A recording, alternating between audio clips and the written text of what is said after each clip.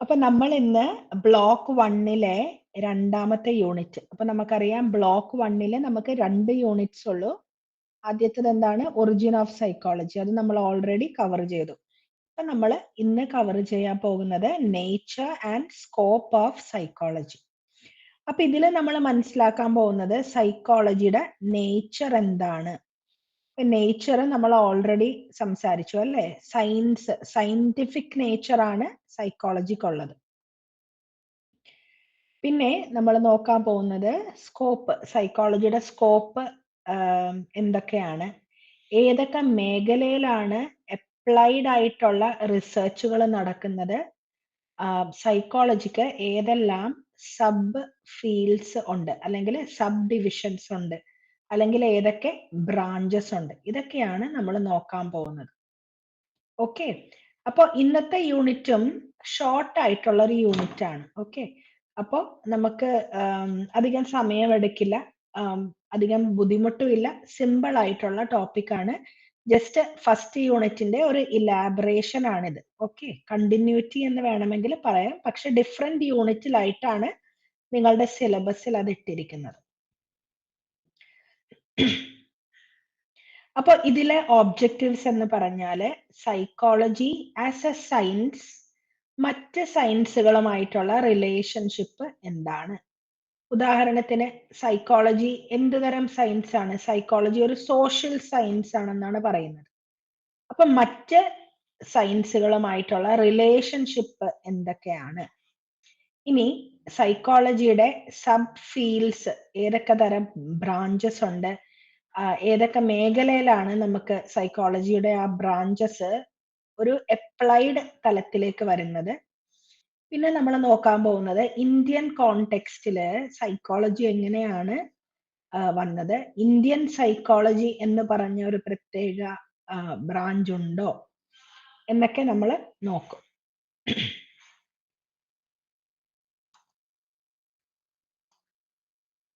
ഇനി നമുക്കറിയാം സൈക്കോളജി ഒരു സയൻസ് ആണെന്ന് പറഞ്ഞു.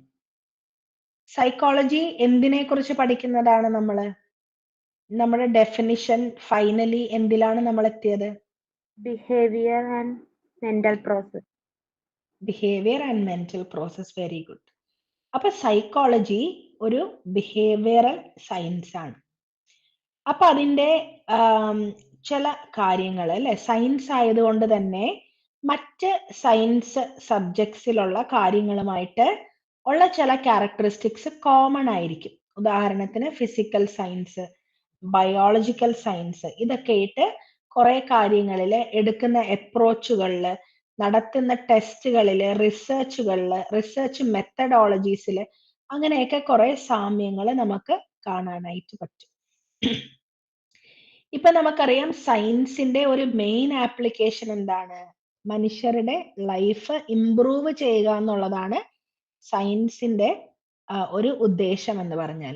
മെയിൻ ആയിട്ടുള്ള ഒരു ആസ്പെക്ട് എന്താണ്? മനുഷ്യരുടെ ജീവിതങ്ങൾ ഇംപ്രൂവ് ചെയ്യുക.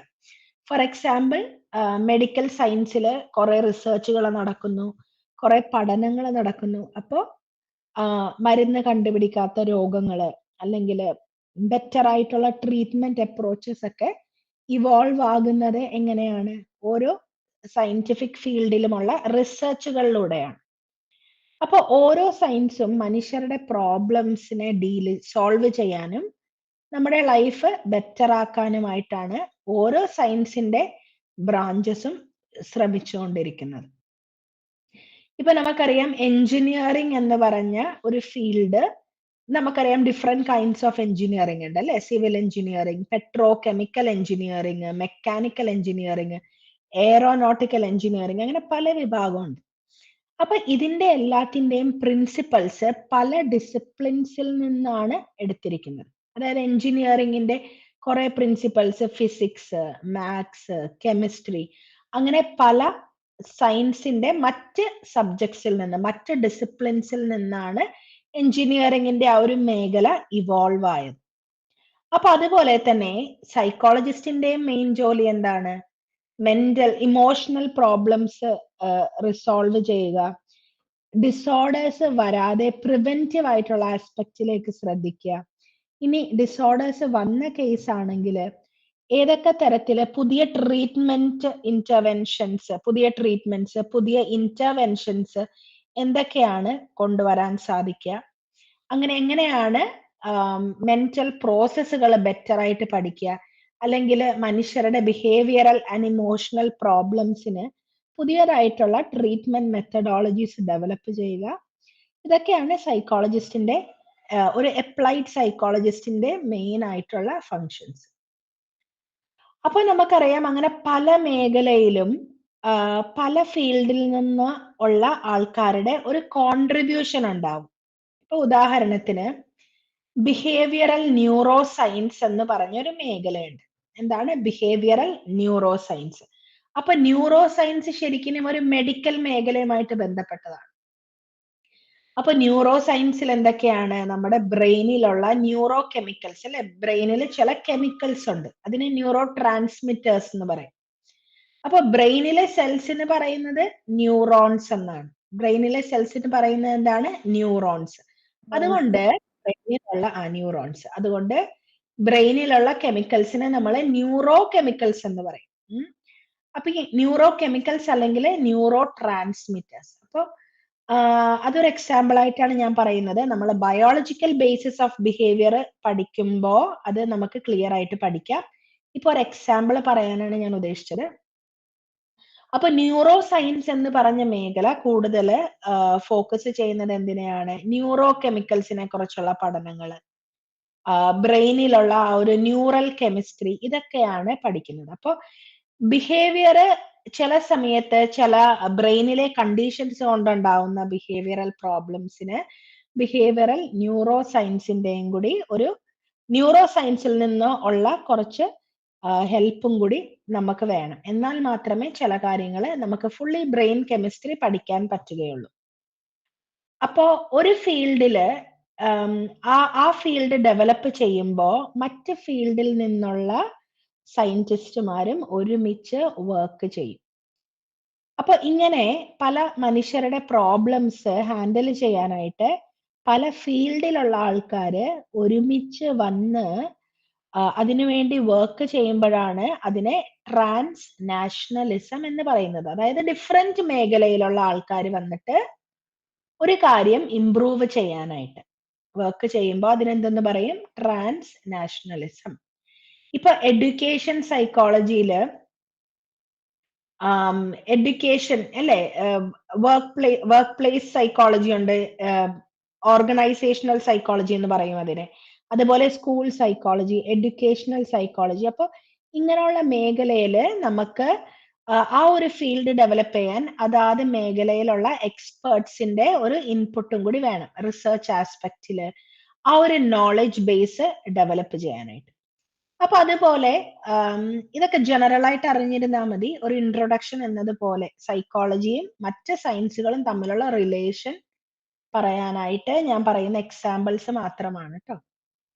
ഉദാഹരണത്തിന് ബയോ കെമിസ്ട്രി എന്ന് കേട്ടിട്ടില്ലേ? അപ്പൊ ബയോ കെമിസ്ട്രി എന്ന് പറയുമ്പോൾ ബയോളജിയും കെമിസ്ട്രിയും കൂടി, രണ്ട് ഡിസിപ്ലിനും കൂടി ഒത്തു വരുന്നതാണ് എന്ത്? Bio chemistry. അതുപോലെ തന്നെ ബയോ ഫിസിക്സ്, ബയോളജിയും ഫിസിക്സും കൂടി ചേർന്ന് വരുമ്പോൾ, അതുപോലെ ജിയോ ഫിസിക്സ് ഉണ്ട് അല്ലെ? അങ്ങനെ പല കാര്യങ്ങളും ഉണ്ട്. സൈക്കോളജി റിലേറ്റഡ് ആയിട്ടുള്ള വലിയൊരു സബ്ജക്റ്റ് ആണ് എന്ത്?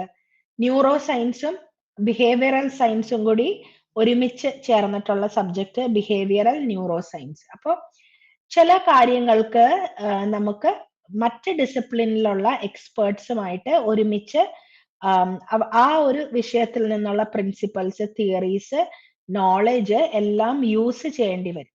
അപ്പൊ ഒരു കാര്യം സോൾവ് ചെയ്യാനായിട്ട് പല മേഖലയിൽ നിന്നുള്ള ആൾക്കാര് പല ഡിസിപ്ലിനിൽ നിന്നുള്ള നോളജ് ഒരുമിച്ച് ചേർത്ത് അതിനുവേണ്ടി വർക്ക് ചെയ്യുന്നതിനാണ് എന്തെന്ന് പറയുന്നത്? Trans nationalism. ഓക്കെ, ഇത്രയും സഫ്നക്ക് മനസ്സിലായോ? അല്ലെങ്കിൽ ഞാൻ കോംപ്ലിക്കേറ്റ് ചെയ്തോ?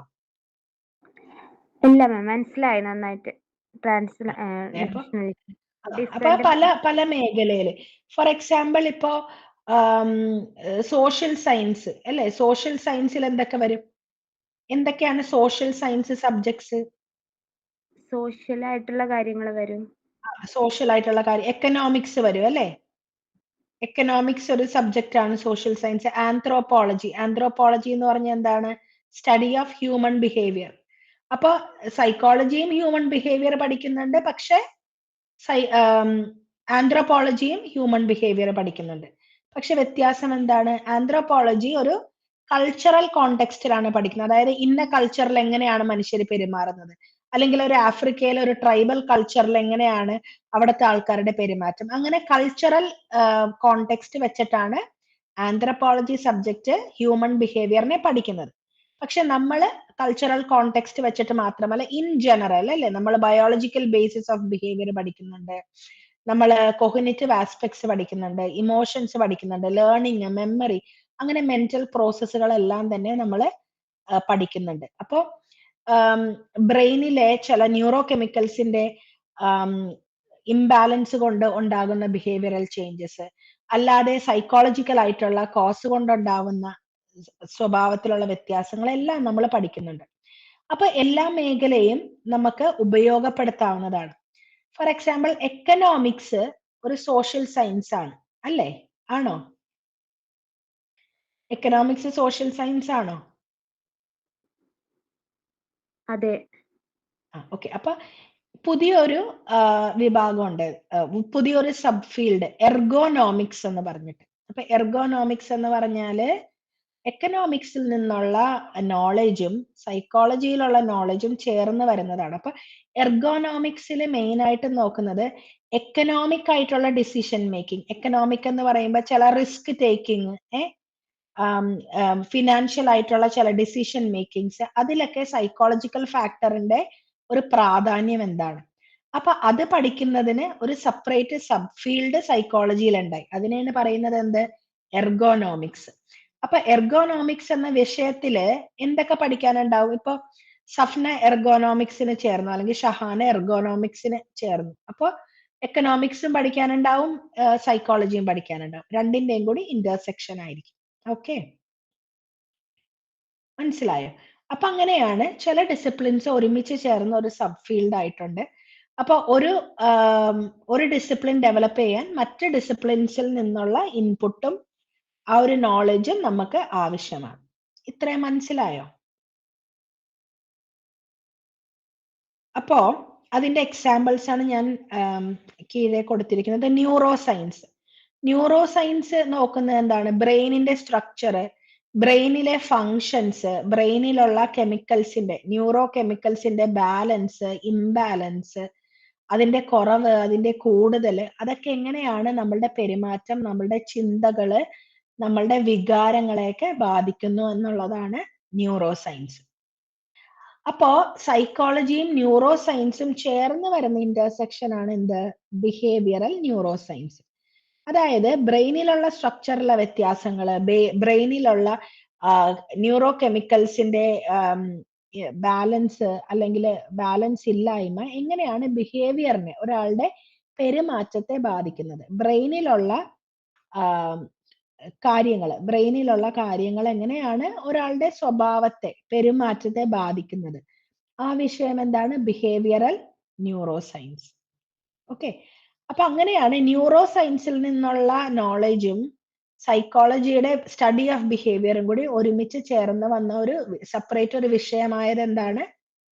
Behavioural neuro science. അതേപോലെ ബയോളജി ഭയങ്കരമായിട്ടും സൈക്കോളജിക്ക് ആവശ്യമാണ്. കാരണം നമുക്കറിയാം ശരീരത്തിലെ ചില ഹോർമോൺസിന്റെ എക്സസീവ് ആയിട്ടുള്ള സെക്രീഷൻ അല്ലെങ്കിൽ കുറഞ്ഞ secretion. For example, thyroid levels കൂടുമ്പോ ദേഷ്യം വരുമെന്ന് ആൾക്കാർ പറയുന്നത് നിങ്ങൾ കേട്ടിട്ടുണ്ടോ? അല്ലെങ്കിൽ മൂഡിന് പ്രശ്നം വരും, പെട്ടെന്ന് മൂഡ് മാറും എന്നൊക്കെ പറയുന്നത് കേട്ടിട്ടുണ്ടോ? കേട്ടിട്ടുണ്ട് അല്ലെ? അപ്പൊ തൈറോയിഡ് എന്താണ്? തൈറോയിഡ് ഒരു ഹോർമോൺ ആണ് അല്ലെ, പാരാതൈറോയിഡ് ഗ്ലാൻഡ് ഒക്കെ. അപ്പൊ നമുക്കറിയാം രണ്ട് കണ്ടീഷൻസ് ഉണ്ട്. ഹൈപ്പോ തൈറോയിഡിസം, തൈറോയിഡ് ലെവൽസ് കുറയുന്ന അവസ്ഥ. ഹൈപ്പർ തൈറോയിഡിസം, അത് എക്സസീവ് ആയിട്ട് നിൽക്കുന്ന അവസ്ഥ. അപ്പൊ ഇങ്ങനെ ഹോർമോൺസിന്റെ ഏറ്റക്കുറച്ചിലുകൾ നമ്മളുടെ ബിഹേവിയറിനെ ബാധിക്കും. അതായത് ഇപ്പൊ എനിക്ക് തൈറോയിഡിന്റെ ഇഷ്യൂ ഉണ്ടെങ്കിൽ എനിക്ക് ചിലപ്പോൾ പെട്ടെന്ന് ദേഷ്യം വരും, പെട്ടെന്ന് സങ്കടം വരും. അപ്പൊ ഞങ്ങളുടെ നാട്ടില് ഒരു ചേച്ചിയുണ്ട്. ആ ചേച്ചി എപ്പോഴും ദേഷ്യമാണ്. എന്നിട്ട് പറയും എനിക്ക് തൈറോയിഡ് ഉള്ളതാണെന്ന് അറിയില്ലേ? അപ്പോ അതൊരു തമാശ പോലെ ഞാൻ പറഞ്ഞു എന്ന് മാത്രം. ആക്ച്വലി സയന്റിഫിക്കലി തെളിയിക്കപ്പെട്ടിട്ടുള്ള കാര്യം തൈറോയിഡ് ലെവൽസില് കുറവോ കൂടുതലോ വന്നാല് മനുഷ്യരുടെ മൂഡിനെ ബാധിക്കാമെന്നുള്ളത് എവിഡൻസ് ഉള്ള ഒരു കാര്യമാണ്. ഓക്കെ. അപ്പോ ബയോളജിയുടെ ഒരു നോളജ് അറിഞ്ഞാൽ മാത്രമേ നമുക്ക് ജെനറ്റിക്സ് എന്ന് പറയുമ്പോൾ നമുക്കറിയാം ജെനറ്റിക്സ് എന്ന് പറയുമ്പോൾ എന്താണ്? നമ്മുടെ ഒരു കുഞ്ഞുണ്ടാവുമ്പോ അല്ലേ ജെനറ്റിക് മെറ്റീരിയൽ അതായത് പകുതി ക്രോമോസോം അച്ഛന്റെ കയ്യിൽ നിന്നും പകുതി ക്രോമോസോം അമ്മയുടെ കയ്യിൽ നിന്നുമാണ് നമ്മൾ എടുക്കുന്നത്. അപ്പൊ നമ്മൾ ആ ക്രോമോസോം എടുക്കുമ്പോ ജെനറ്റിക് മെറ്റീരിയലിലൂടെ ചില കാര്യങ്ങൾ പാരമ്പര്യമായിട്ട് ഹെറിഡിറ്ററി ആയിട്ട് ട്രാൻസ്ഫർ ചെയ്ത് വരും. അപ്പൊ ജെനറ്റിക്സ് എങ്ങനെയാണ് ബിഹേവിയറിനെ ബാധിക്കുന്നത്, അല്ലെങ്കിൽ പാരമ്പര്യം എങ്ങനെയാണ് ചില മാനസിക രോഗങ്ങൾ വരാനായിട്ട് സാധ്യത വരുത്തുന്നത്. ഉദാഹരണത്തിന് ചില മൂഡ് ഡിസോർഡർ ഉള്ള കണ്ടീഷൻസ്, ബൈപ്പോളാർ പോലെയുള്ള മൂഡ് ഡിസോർഡേഴ്സിൽ പറയുന്നത് ഫസ്റ്റ് കസിൻസ് അതായത് ബ്ലഡ് റിലേഷൻസിൽ നമ്മുടെ ഫസ്റ്റ് ഡിഗ്രി റിലേറ്റീവ്സിൽ ആർക്കെങ്കിലും മാനസികമായിട്ട് മൂഡിന് പ്രശ്നങ്ങൾ ഉണ്ടെങ്കിൽ അത് വരാനായിട്ടുള്ള സാധ്യത കൂടുതലാണ്. ഒട്ടുമിക്ക മാനസിക രോഗങ്ങൾക്കും അങ്ങനെ ഒരു ജെനറ്റിക് വശമുണ്ട്. അതായത് ഒരു സൈക്കാട്രിക് ഹിസ്റ്ററി ഫാമിലിയിൽ തന്നെ ഉണ്ടാവും. അപ്പൊ അതൊക്കെ എന്താണ്? അതൊക്കെ ജെനറ്റിക്സ് ആണ്. ഹോർമോൺ ലെവൽസ്, ഞാനിപ്പോ പറഞ്ഞ ഹോർമോൺ ലെവൽസ്, ബ്രെയിൻ സ്ട്രക്ചറിൽ വരുന്ന വ്യതിയാനങ്ങൾ. ഫോർ എക്സാമ്പിൾ നമ്മുടെ ഓർമ്മ എന്ന് പറഞ്ഞ ആ ഒരു മെന്റൽ പ്രോസസ്സ്, മെമ്മറി, അത് കൈകാര്യം ചെയ്യുന്നത് ഹിപ്പോ ക്യാമ്പസ് എന്ന് പറയുന്ന ഒരു ചെറിയൊരു സ്ട്രക്ചർ ആണ് ബ്രെയിനിൽ. ഹിപ്പോ ക്യാമ്പസ് എന്ന് പറയുന്നത് നമ്മുടെ ബദാമിന്റെ ഒക്കെ അത്രയുള്ള ഒരു ചെറിയൊരു സാധനമാണ്. ഒരു കടൽ കുതിരയുടെ ഷേപ്പിലുള്ള ഒരു ചെറിയൊരു സാധനമാണ് ഹിപ്പോ ക്യാമ്പസ്. പക്ഷെ ചില വ്യക്തികളിൽ ഹിപ്പോ ക്യാമ്പസിന്റെ സൈസ് കുറവായിരിക്കും. അപ്പൊ അങ്ങനെ കുറവാകുമ്പോൾ ചിലവർക്ക് മൂഡിന്റെ പ്രശ്നങ്ങള്, ഓർമ്മയുടെ പ്രശ്നങ്ങള് ഒക്കെ വരാനായിട്ട് സാധ്യത ഉണ്ടെന്നാണ് പറയുന്നത്. അപ്പൊ ഇങ്ങനെയുള്ള കാര്യങ്ങൾ നമ്മൾ എങ്ങനെയാണ് അറിയുന്നത്? ബയോളജിക്കൽ സൈക്കോളജി വഴിയാണ്. ജെനറ്റിക്സ് എങ്ങനെയാണ്, ഹോർമോൺ എങ്ങനെയാണ്, ബ്രെയിൻ സ്ട്രക്ചർ എങ്ങനെയാണ് നമ്മളുടെ ബിഹേവിയറിനെ, നമ്മളുടെ പെരുമാറ്റത്തെയും മെന്റൽ പ്രോസസ്സുകളെ ബാധിക്കുന്നു എന്നുള്ളത് ബയോളജിയിൽ നിന്നാണ് നമുക്ക് അറിവ് കിട്ടുന്നത്. അപ്പോ സൈക്കോളജിക്ക് ബയോളജി ഇല്ലാതെ ഒറ്റക്ക് ഫങ്ഷൻ ചെയ്യാനായിട്ട് പറ്റില്ല. അതുപോലെ ഞാൻ നേരത്തെ പറഞ്ഞ ആന്ത്രോപോളജി മനുഷ്യരുടെ ബിഹേവിയർ പഠിക്കും, സൈക്കോളജിയും മനുഷ്യരുടെ ബിഹേവിയർ പഠിക്കും. പക്ഷെ ആന്ത്രോപോളജി കൂടുതൽ ഫോക്കസ് ചെയ്യുന്ന എന്തിലാണ്? ഒരു വ്യക്തി താമസിക്കുന്ന ആ ഒരു സ്ഥലത്തെ കൾച്ചർ എങ്ങനെയാണ് അവരുടെ പെരുമാറ്റത്തെ അല്ലെങ്കിൽ അവരുടെ വികാരത്തെ, അവരുടെ ചിന്തയെ, അവരുടെ ബിഹേവിയറിനെ ബാധിക്കുന്നു എന്നതാണ് ആന്ത്രോപോളജി നോക്കുന്നത്. എക്കണോമിക്സ് ഞാൻ ഓൾറെഡി പറഞ്ഞു അല്ലേ? അപ്പൊ എക്കണോമിക്സും സൈക്കോളജിയും ചേർന്ന് വരുന്ന ഡിസിപ്ലിൻ ആണ് എർഗോണോമിക്സ്. അപ്പൊ എർഗോണോമിക്സിൽ അവർ നോക്കുന്നത് എങ്ങനെയാണ് സൈക്കോളജിക്കൽ ആയിട്ടുള്ള ഫാക്ടേഴ്സ്, അതായത് മാനസികമായിട്ടുള്ള ഫാക്ടേഴ്സ് എങ്ങനെയാണ് റിസ്കുകൾ, നമ്മൾ ഫിനാൻഷ്യൽ കാര്യത്തിൽ റിസ്കുകൾ എടുക്കുന്ന ആ ഒരു കാര്യം, അല്ലെങ്കിൽ ഒരു എക്കണോമിക് കോണ്ടെക്സ്റ്റിൽ അല്ലെ, സാമ്പത്തികമായിട്ടുള്ള മേഖലയിൽ നമ്മുടെ പെരുമാറ്റം എങ്ങനെയാണ്, നമ്മൾ എങ്ങനെയാണ് ഫിനാൻഷ്യൽ ഡീലിങ്സ് ചെയ്യുന്നത്, ഇങ്ങനെയുള്ള കാര്യങ്ങൾ നമ്മുടെ മാനസികമായിട്ടുള്ള ഫാക്ടേഴ്സ്, സൈക്കോളജിക്കൽ ആയിട്ടുള്ള ഫാക്ടേഴ്സ് എങ്ങനെയാണ് അതുമായിട്ട് ഇന്ററാക്ട് ചെയ്യുന്നത്, എങ്ങനെയാണ് അത് ബാധിക്കുന്നത്, അതാണ് എക്കണോമിക്സുമായിട്ടുള്ള ഇന്റർസെക്ഷനിൽ വരുന്നത്. ഓക്കെ, ഇത്രയും കാര്യങ്ങൾ മനസ്സിലായി. ഇത് ജസ്റ്റ് ജനറൽ ആയിട്ട് അറിഞ്ഞിരിക്കുക. കാരണം സൈക്കോളജിക്ക് മറ്റ് സയൻസുകളുമായിട്ട് ബന്ധമുണ്ട്. സൈക്കോളജിക്ക് ഒറ്റക്ക് ഫങ്ഷൻ ചെയ്താല് നമ്മൾ കംപ്ലീറ്റ് ആവില്ല. അതായത് മറ്റ് ഡിസിപ്ലിൻസിൽ നിന്നുള്ള നോളജും ഇൻപുട്സും ഇല്ലാതെ നമ്മളുടെ സൈക്കോളജിക്കൽ റിസർച്ചിൽ നമുക്ക് അഡ്വാൻസ് ചെയ്യാനായിട്ട് പറ്റില്ല. ഓക്കെ, മനസ്സിലായോ ഇത്രയും? മനസ്സിലായി. ഓക്കെ, ഇത് സിമ്പിൾ ആണ്. ഇത് ജസ്റ്റ് ഒരു എക്സാമ്പിൾസ് കുറച്ച് നോക്കിയാൽ മതി കേട്ടോ. എർഗോണോമിക്സ് എന്താണ്, ബിഹേവിയറൽ ന്യൂറോ സയൻസ് എന്താണ്, അങ്ങനെയുള്ള കാര്യങ്ങൾ സൈറ്റ് ചെയ്തിട്ട് ഒരു റിലേഷൻഷിപ്പ് ഉണ്ടെന്ന് കാണിക്കണം. അടുത്തത് സൈക്കോളജിയുടെ നേച്ചർ. അപ്പൊ നമ്മൾ പറഞ്ഞു സൈക്കോളജി എന്താണ്? സൈക്കോളജി ഫിലോസഫി ആണോ, അല്ലെങ്കിൽ സൈക്കോളജി ഫിസിക്കൽ സയൻസ് ആണോ, സോഷ്യൽ സയൻസ് ആണോ? Social science. സോഷ്യൽ സയൻസ് ആണ് അല്ലേ? Social science. അപ്പോ സൈക്കോളജി സയൻസ് എന്ന് പറയുമ്പോൾ അതിന് എന്തുണ്ടാവണം? അതിന് സയന്റിഫിക് ആയിട്ടുള്ള നേച്ചർ ആയിരിക്കും എന്ത് സൈക്കോളജിക്ക് ഉണ്ടാവുന്നത്. സയൻസിന്റെ നേച്ചർ എന്താണെന്ന് നമ്മൾ ആദ്യത്തെ യൂണിറ്റിൽ പറഞ്ഞു അല്ലേ? സയൻസിന്റെ നേച്ചർ എന്താ നമ്മൾ പറഞ്ഞത്? എംപെരിക്കൽ ആയിട്ടുള്ള എവിഡൻസ് വേണം. അതായത് തെളിയിക്കാൻ പറ്റുന്ന, മെഷറബിൾ ആയിട്ടുള്ള, നമുക്ക് അളക്കാൻ പറ്റുന്ന രീതിയിലുള്ള എന്തായിരിക്കണം? ഒബ്സർവ് ചെയ്യാൻ പറ്റുന്ന രീതിയിലുള്ള ഒരു ആസ്പെക്ട് ആയിരിക്കണം എന്ത്? എംപെരിക്കൽ ആസ്പെക്ട് എന്ന് പറഞ്ഞാൽ അതാണ് അല്ലെ? Empirical aspect. അപ്പൊ സൈക്കോളജി എന്ന് പറയുമ്പോൾ അത് സയന്റിഫിക് ഡിസിപ്ലിൻ ആണ്. അപ്പൊ അതിനെന്തുണ്ട്? ഒരു എംപെരിക്കൽ ആയിട്ടുള്ള ഒരു മുഖമുണ്ട്. അപ്പൊ ഒരു എംപെരിക്കൽ റിസർച്ചിൽ ഫോക്കസ്ഡ് ആണ്. അതായത് നമുക്ക് വെറുതെ ഫിലോസഫി ഏതോ ഒരു തത്വശാസ്ത്രത്തിൽ നിന്ന് വന്നതല്ല അല്ലെ? ഇത് തെളിയിക്കപ്പെട്ടിട്ടുള്ള കാര്യമാണ്. അപ്പൊ നമുക്ക് തെളിയിക്കാൻ പറ്റുന്നതാണ്, നമുക്ക് എക്സ്പെരിമെന്റ് ചെയ്യാൻ പറ്റും, നമുക്ക് ഒബ്സർവ് ചെയ്ത് നമുക്ക് മൈൻഡും ബിഹേവിയറും മനസ്സിലാക്കാനായിട്ട് പറ്റും. അപ്പൊ അതുകൊണ്ടാണ് പറയുന്നത് സൈക്കോളജിയുടെ ഫസ്റ്റ് നേച്ചർ എന്താണ്? അത് സയന്റിഫിക് ആണ്. അതുകൊണ്ടാണ് സൈക്കോളജി ആദ്യം ആത്മാവിനെ കുറിച്ചുള്ള പഠനം എന്ന് പറഞ്ഞതൊക്കെ ഉപേക്ഷിച്ചത്. കാരണം ആത്മാവ് എന്ന് പറയുമ്പോൾ നമുക്ക് എക്സ്പെരിമെന്റ് ചെയ്യാൻ പറ്റില്ല, നമുക്ക് മെഷർ ചെയ്യാൻ പറ്റില്ല. പക്ഷെ അതിൽ നിന്ന് ബിഹേവിയർ എന്ന് വരുമ്പോ നമുക്ക് എന്ത് ചെയ്യാൻ പറ്റും? ബിഹേവിയർ നമുക്ക് കാണാനായിട്ട് പറ്റും. ഒബ്സർവബിൾ ആയിട്ടുള്ള ബിഹേവിയർ. കാണാൻ പറ്റാത്ത ബിഹേവിയർ ഉണ്ടല്ലേ? കാണാൻ പറ്റാത്ത ബിഹേവിയർ ഉണ്ടോ? ഉണ്ട്. എന്താണ് സഫ്ന അത്? ഒരു സെക്കൻഡ് ഞാനൊന്ന് വീഡിയോ ഒന്ന് ഓഫ് ചെയ്യണേ. എന്താണ് കാണാൻ പറ്റാത്ത ബിഹേവിയർ? നിങ്ങൾ രണ്ടുപേരും പറഞ്ഞല്ലോ അതുണ്ടെന്ന്. അതിനെന്താ നമ്മൾ പറയുന്നത്? പറഞ്ഞു. കറക്റ്റ്. എക്സ്പേർട്സ് ആയല്ല ഇപ്പൊ തന്നെ. Overt behaviour. Overt and covert behaviour. Overt and covert. Okay. അപ്പൊ എനിക്ക് സന്തോഷമുണ്ട് കേട്ടാ. സെക്കൻഡ് ക്ലാസ്സിൽ തന്നെ നിങ്ങൾ കോവേർട്ട് ആൻഡ് ഓവേർട്ട് ബിഹേവിയർ പറഞ്ഞു. അത് ഇപ്പോഴും മാസ്റ്റേഴ്സ് കഴിഞ്ഞ കുട്ടികൾക്കും ചില സമയത്ത് കോവേർട്ട് ആൻഡ് ഓവേർട്ട് പറയാൻ ബുദ്ധിമുട്ടുണ്ട്. ചിലപ്പോൾ മാറിപ്പോവാറുണ്ട്. പക്ഷെ നിങ്ങൾക്കത് ക്ലിയർ ആണ്. അപ്പൊ അത് വലിയ കാര്യമാണ്.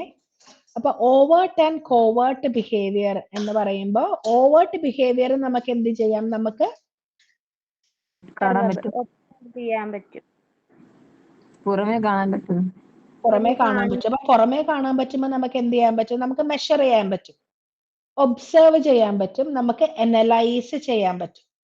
അതായത് ഈ കൊഗ്നിറ്റീവ് ഡെവലപ്മെന്റ് എന്ന് പറയുമ്പോൾ നമ്മുടെ മാനസികമായിട്ടുള്ള അല്ലെ മെന്റൽ പ്രോസസ്സിൽ വരുന്ന ഒരു കാര്യമാണ് ഇത് കൊഗ്നീഷൻ, തിങ്കിങ്.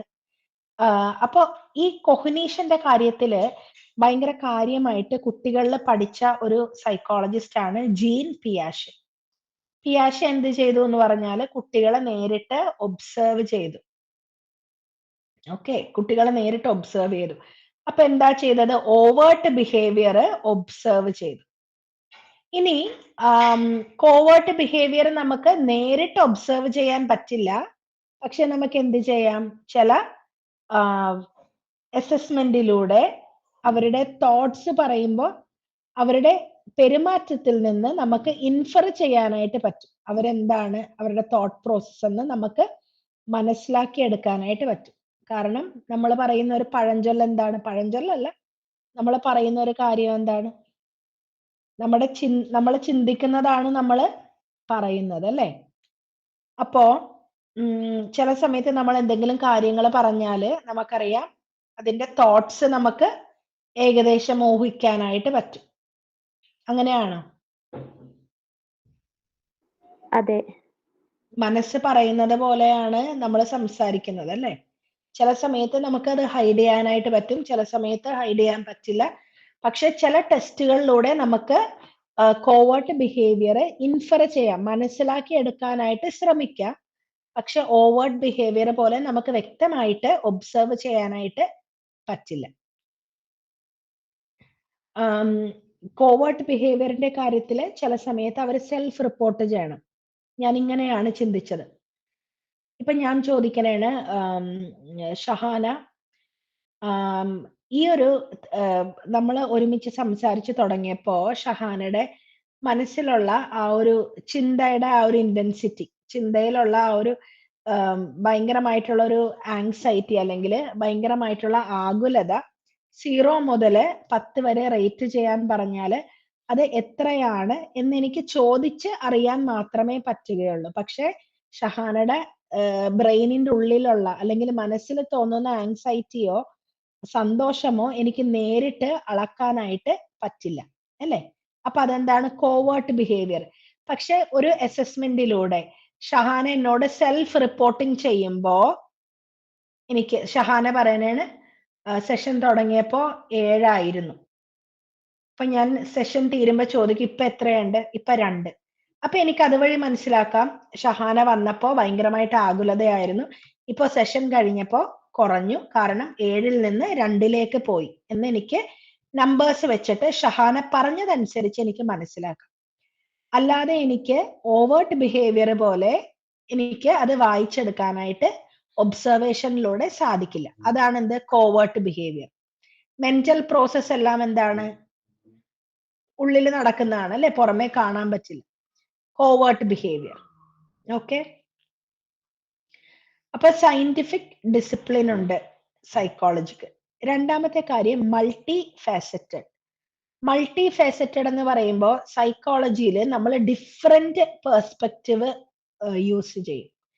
അതായത് ഒരു വ്യക്തിയുടെ പെരുമാറ്റം നമ്മൾ കാണുമ്പോൾ നമ്മൾ എല്ലാ കാര്യങ്ങളും നോക്കും. ബയോളജിക്കൽ ആയിട്ടുള്ള എന്തെങ്കിലും കാര്യങ്ങളുണ്ടോ? ബയോളജിക്കൽ എന്ന് പറയുമ്പോൾ നേരത്തെ പറഞ്ഞ എന്തെങ്കിലും ഹോർമോൺ ലെവൽസോ, ഇയാൾക്ക് തൈറോയിഡ് പ്രശ്നമോ അങ്ങനെ എന്തെങ്കിലും ഉണ്ടോ, അല്ലെങ്കിൽ പാരമ്പര്യമായിട്ട് എന്തെങ്കിലും പ്രശ്നങ്ങളുണ്ടോ? ബയോളജിക്കൽ കൂടാതെ കൊഹ്നിറ്റീവ് എന്ന് പറയുമ്പോൾ ഇയാൾ ചിന്തിക്കുന്ന രീതിയിൽ എന്തെങ്കിലും എറർ ഉണ്ടോ, ഇയാൾ ചിന്തിക്കുന്നത് നോർമൽ ആയിട്ടാണോ? ഓക്കെ. അപ്പൊ ഇയാളുടെ പെരുമാറ്റം എങ്ങനെയാണ്?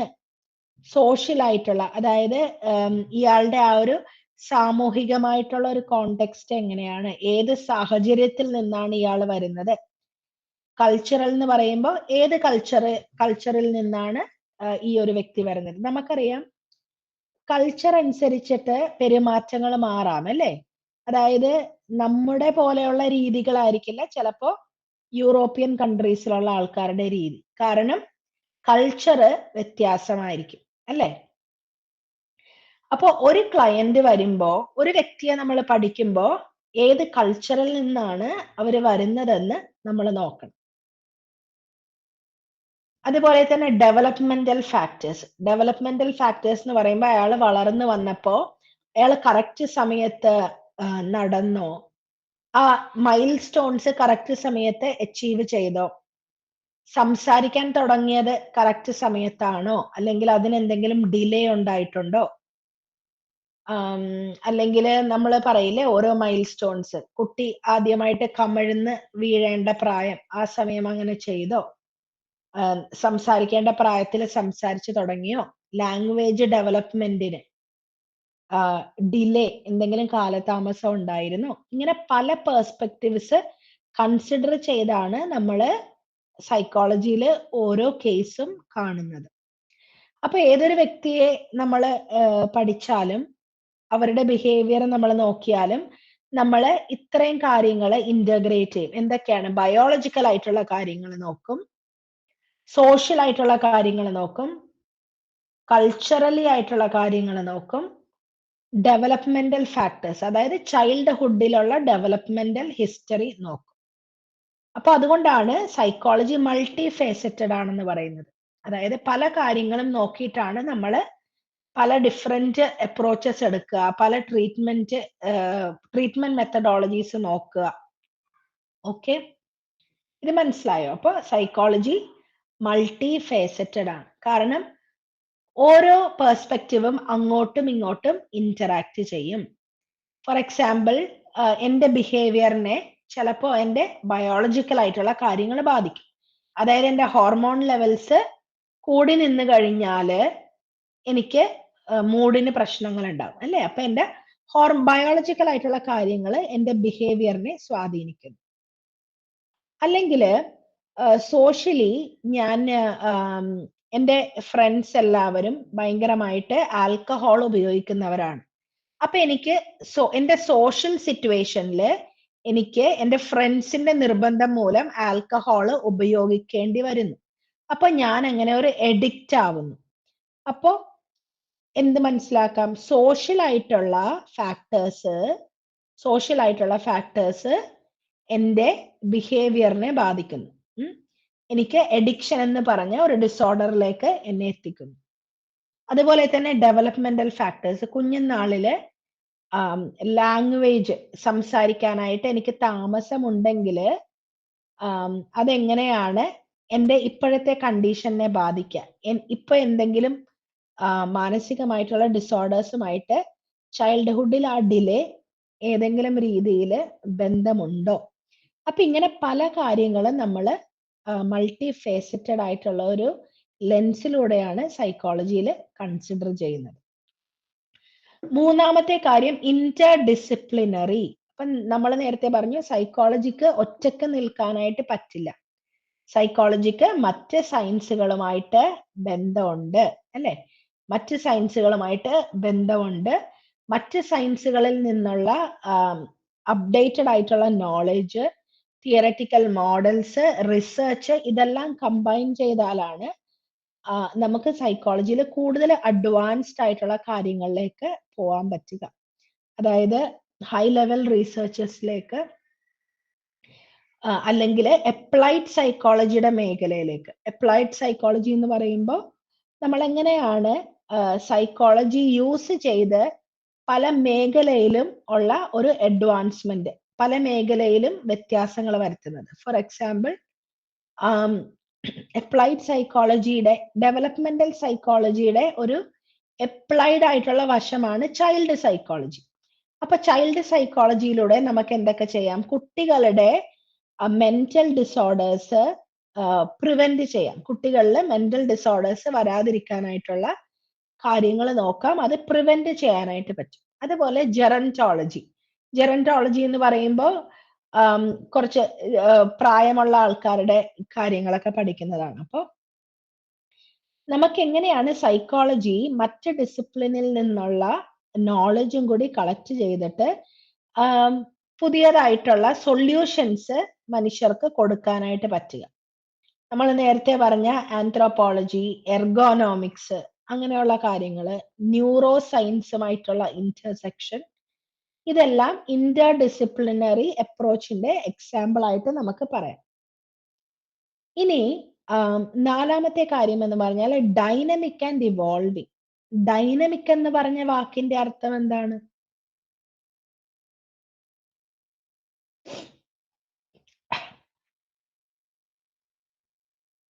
ഡൈനമിക് എന്ന് പറഞ്ഞ വാക്കിന്റെ അർത്ഥം എന്താണ്?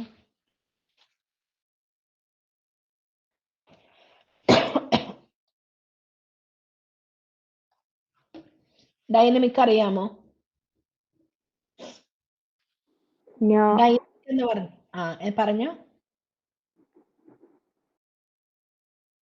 ഡൈനമിക് എന്ന് പറഞ്ഞ സഫ്ന എന്തോ പറഞ്ഞല്ല?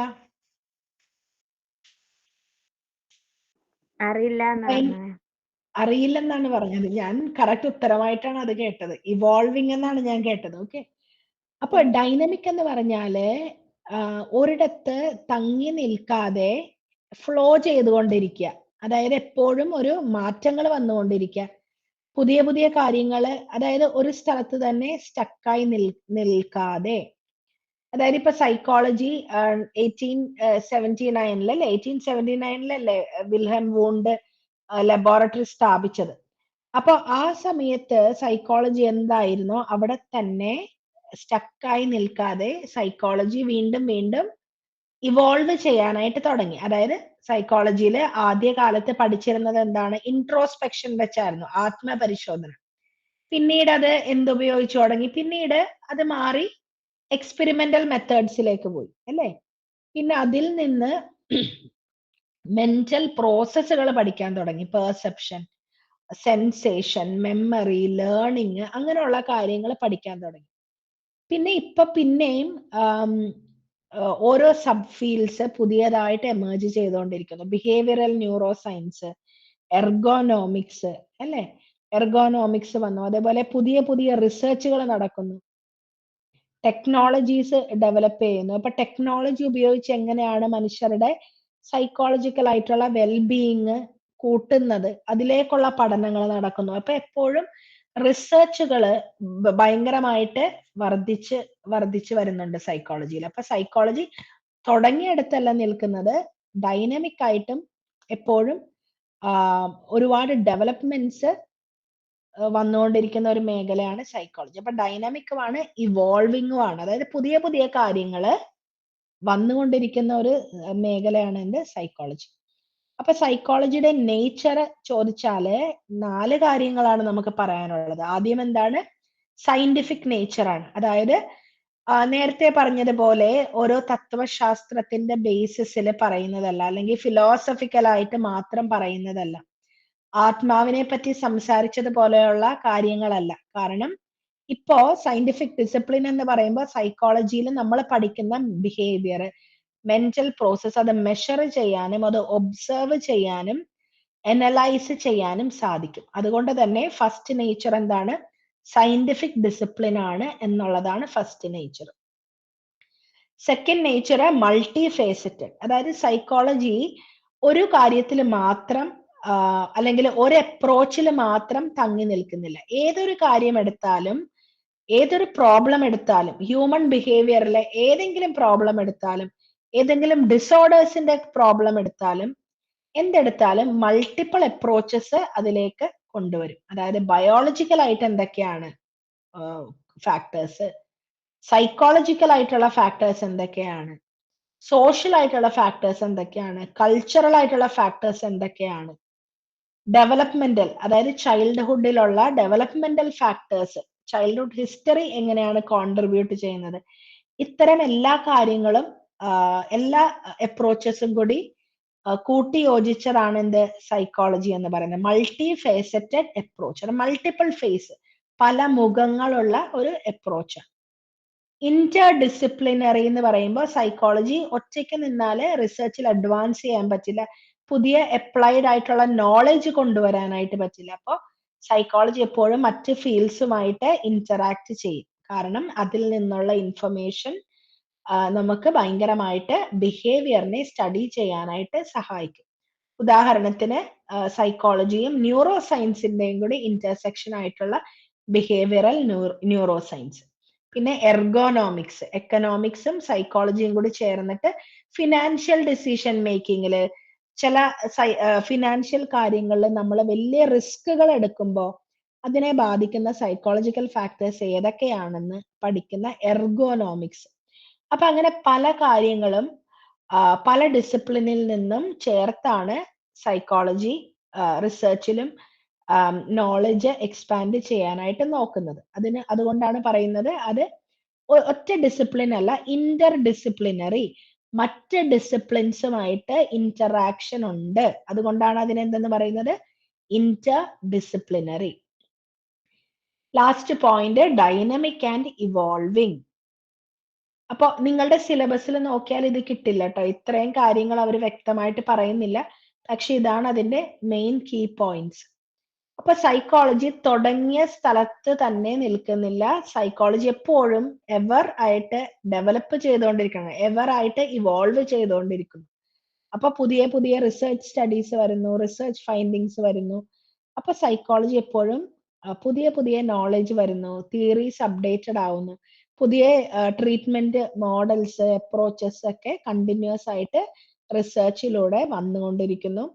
സൈക്കോളജി മേഖല എപ്പോഴും അഡ്വാൻസ്മെന്റിലേക്കാണ് പോയിക്കൊണ്ടിരിക്കുന്നത്, തുടങ്ങിയ സ്ഥലത്ത് തന്നെ നിൽക്കുന്നതല്ല.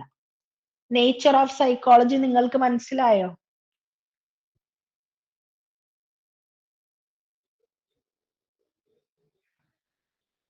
ഓക്കെ. അടുത്തത് സൈക്കോളജിയുടെ സ്കോപ്പ് എന്താണ്? ഇപ്പൊ സൈക്കോളജിയുടെ സ്കോപ്പ് രണ്ട് റിസർച്ച് ആണ് മെയിൻ ആയിട്ട് നമ്മൾ പറയുന്നത്. കാരണം റിസർച്ചിലൂടെയാണ് ആ ഒരു വിഷയം അഡ്വാൻസ്ഡ് ആവുന്നത്, പുതിയ അറിവുകൾ കിട്ടുന്നത്. നമ്മൾ ആദ്യം ഉണ്ടായ തിയറീസ് കൂടാതെ ആ തിയറീസ് ഡെവലപ്പ് ചെയ്യുന്നത്, പുതിയ തിയറീസ് വരുന്നത്, പുതിയ ട്രീറ്റ്മെന്റ് അപ്രോച്ചസ് കണ്ടുപിടിക്കാൻ പറ്റുന്നത്, ഇതൊക്കെ എന്തിലൂടെയാണ്? ഇതൊക്കെ റിസർച്ചുകളിലൂടെയാണ്. അപ്പോ സൈക്കോളജിയിൽ രണ്ട് തരം റിസർച്ച് ആണ് മെയിൻ ആയിട്ട് നടക്കുന്നത്. ഒന്ന് ബേസിക് റിസർച്ച്. ബേസിക് ആയിട്ടുള്ള റിസർച്ച് എന്ന് പറയുമ്പോൾ സൈക്കോളജി ഉണ്ടായ സമയം മുതലേ ഉള്ള ചില വിഷയങ്ങളിൽ ഫണ്ടമെന്റൽ ആയിട്ടുള്ള ആസ്പെക്റ്റുകളെ പറ്റി കൂടുതൽ പഠനങ്ങൾ നടത്തുന്നത്. അതായത് ഹ്യൂമൻ ബിഹേവിയർ, മനുഷ്യരുടെ പെരുമാറ്റവും കോഗ്നിഷനും, ചിന്തിക്കുന്ന കാര്യങ്ങൾ അല്ലെ, പിന്നെ മെന്റൽ പ്രോസസ്സുകൾ. മെന്റൽ പ്രോസസ്സുകൾ എന്തൊക്കെയാണ്? ലേണിംഗ്, മെമ്മറി അല്ലെ, സോഷ്യൽ ഇന്ററാക്ഷൻ, പെർസെപ്ഷൻ, സെൻസേഷൻ, ഇതൊക്കെയാണ്. ബേസിക് റിസർച്ചിൽ പഠിക്കുന്നത് ഇങ്ങനെയുള്ള കാര്യങ്ങൾ. ഇമോഷൻ എങ്ങനെയാണ്, മോട്ടിവേഷൻ എങ്ങനെയാണ്, ലേണിങ്ങിനെ കുറിച്ച്, സോഷ്യൽ ഇന്ററാക്ഷൻ, ഒരു വ്യക്തിയുമായിട്ട് ഒരു സമൂഹത്തിൽ ഇന്ററാക്ട് ചെയ്യുന്നത് എങ്ങനെയാണ്, ഇതൊക്കെയാണ് ബേസിക് റിസർച്ചിൽ. അപ്ലൈഡ് റിസർച്ച് എന്ന് പറഞ്ഞാല് ഈ ഫണ്ടമെന്റൽ ആയിട്ടുള്ള ടോപ്പിക്സിൽ നിന്നുള്ള അറിവ് വെച്ചിട്ട് എങ്ങനെയാണ് മനുഷ്യരുടെ പ്രോബ്ലംസിന് സൊല്യൂഷൻ കൊണ്ടുവരാൻ പറ്റുക. ഉദാഹരണത്തിന് സൈക്കോളജിയിൽ മനുഷ്യരുടെ പ്രോബ്ലംസ് എന്ന് പറയുമ്പോൾ സാധാരണ വ്യക്തികള് കൗൺസിലിങ്ങിന് അപ്രോച്ച് ചെയ്യുന്ന തരത്തിലുള്ള പ്രോബ്ലംസ് അല്ലെ, അവരുടെ ജീവിതത്തിൽ എന്തെങ്കിലും പ്രത്യേകിച്ച് ഒരു പ്രോബ്ലം വരുമ്പോൾ അതിൽ നിന്ന് എങ്ങനെ മറികടക്കാം. അപ്പൊ അത് കൗൺസിലിംഗ് ആണ് അതിന്റെ ഒരു ട്രീറ്റ്മെന്റ് മെത്തേഡ്. അതേപോലെ മെന്റൽ ഡിസോർഡേഴ്സ്, സൈക്കാട്രിക് ആയിട്ടുള്ള ഡിസോർഡേഴ്സ്, മൂഡിന്റെ ഡിസോർഡർ, ഡിപ്രഷൻ വരുമ്പോ, അല്ലെങ്കിൽ സ്കീസോഫ്രീനിയ പോലെയുള്ള, ചിത്തഭ്രമം പോലെയുള്ള മാനസികമായിട്ടുള്ള ഡിസോർഡേഴ്സ് വരുമ്പോ ഏതൊക്കെ ട്രീറ്റ്മെന്റ് മെത്തേഡ്സ് ആണ് ഉപയോഗിക്കുന്നത്. അപ്പോൾ ഇങ്ങനെയുള്ള പ്രോബ്ലംസിന് സൊല്യൂഷൻ കണ്ടുപിടിക്കുന്ന റിസർച്ച് ആണ് എന്ത്? Applied research. അപ്പൊ ഈ അപ്ലൈഡ് റിസർച്ചിലൂടെ അവര് റിസർച്ചേഴ്സ് നോക്കുന്ന എന്തായിരിക്കും? ഇങ്ങനെയുള്ള അപ്ലൈഡ് ആയിട്ടുള്ള മേഖലകൾ. അപ്ലൈഡ് ആയിട്ടുള്ള മേഖല എന്ന് പറയുമ്പോൾ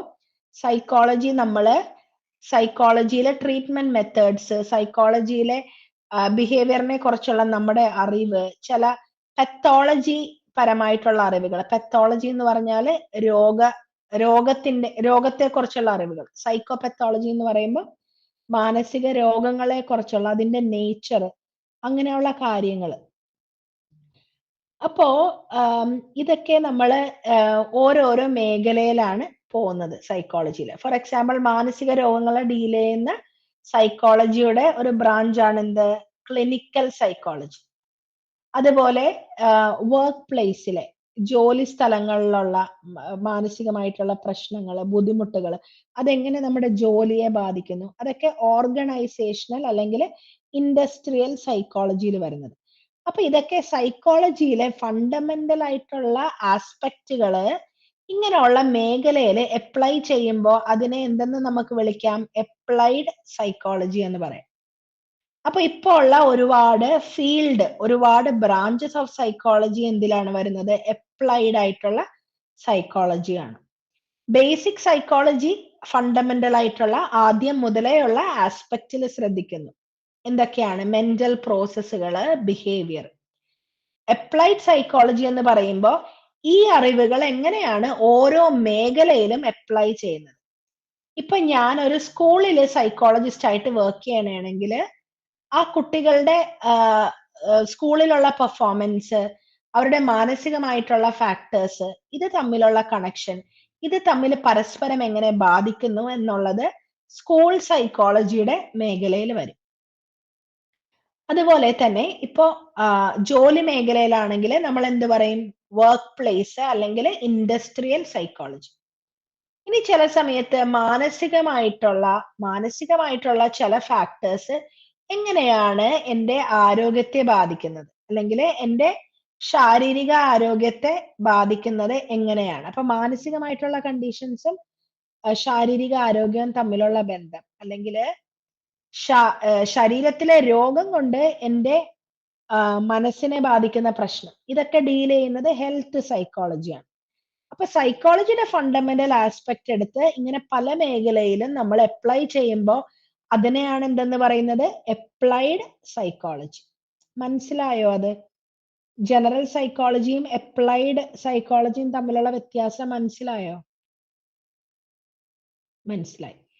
ഇനി അപ്ലൈഡ് സൈക്കോളജിയുടെ മേഖലയില് റിസർച്ച് നടക്കുമ്പോൾ അത് അപ്ലൈഡ് റിസർച്ച് എന്നാണ് പറയുന്നത്. ഫോർ എക്സാമ്പിൾ കൗൺസിലിംഗ് സൈക്കോളജി ഉണ്ട് അല്ലെ? കൗൺസിലിംഗ് സൈക്കോളജി എന്ന് പറയുമ്പോൾ ആൾക്കാരെ ഏതെങ്കിലും മാനസിക രോഗങ്ങളല്ലാത്ത ജീവിതത്തിന്റെ പ്രശ്നങ്ങളുമായിട്ട്, അതായത് പുതിയ ഒരു ജോലി മേഖല അവർക്ക് അവിടെ മാനേജറുമായിട്ട് അഡ്ജസ്റ്റ് ചെയ്യാൻ പറ്റുന്നില്ല, അപ്പൊ അവരൊരു കൗൺസിലിങ്ങിന് വന്നു. അപ്പൊ അവർക്ക് വേറെ മാനസികമായിട്ടുള്ള രോഗങ്ങളോ മറ്റ് പ്രശ്നങ്ങളോ ഇല്ല, അവർക്ക് ഇതൊരു അഡ്ജസ്റ്റ്മെന്റിന്റെ ബുദ്ധിമുട്ടാണ്, അഡ്ജസ്റ്റ്മെന്റ് ഇഷ്യൂ ആണുള്ളത്. അപ്പൊ അത് ഡീൽ ചെയ്യുന്ന മേഖല കൗൺസിലിംഗ് സൈക്കോളജി വെച്ചിട്ടാണ്. അപ്പോ കൗൺസിലിംഗ് സൈക്കോളജിയില് ഈ ജോലി സംബന്ധമായ പ്രശ്നങ്ങൾക്ക് വേറെ ഏതെങ്കിലും പുതിയ ഒരു ടെക്നിക്കോ അല്ലെങ്കിൽ വേറെ ഏതെങ്കിലും പുതിയ ഇന്റർവെൻഷൻസോ ഏതെങ്കിലും രീതിയിലുള്ള ക്വസ്റ്റ്യനിങ് രീതികൾ അതൊക്കെ ഡെവലപ്പ് ചെയ്യാനായിട്ട് ഞാൻ കുറെ ഇങ്ങനെയുള്ള പ്രശ്നങ്ങളുള്ളവരെ പഠിച്ച് റിസർച്ച് ചെയ്താല് ഞാൻ എന്ത് റിസർച്ച് ആയിരിക്കും ചെയ്യുന്നത്? ബേസിക് റിസർച്ച് ആണോ അപ്ലൈഡ് റിസർച്ച് ആണോ? Applied research. അപ്ലൈഡ് റിസർച്ചിന് ഏത് subject? Counselling psychology. Counselling psychology. ഇനി ഞാൻ ഇമോഷൻസിനെ പറ്റിയാണ് പഠിക്കുന്നത്. ജനറലി ഇമോഷൻസിനെ പറ്റി ഞാൻ പഠിക്കുന്നു. ഒരാളുടെ ഇമോഷനും അയാളുടെ തലച്ചോറിലുള്ള ഇമോഷൻസിന്റെ ചില ഏരിയാസ് ഉണ്ട്, ലിംബിക് സിസ്റ്റം എന്നൊക്കെ പറഞ്ഞിട്ട്. അപ്പൊ അതിന്റെ സ്ട്രക്ചറും ഒരാളുടെ ഇമോഷനും തമ്മിലുള്ള ബന്ധം ഞാൻ പഠിക്കണമെങ്കിൽ ഞാൻ എന്ത് റിസർച്ച് ആയിരിക്കും? Basic research. Basic research.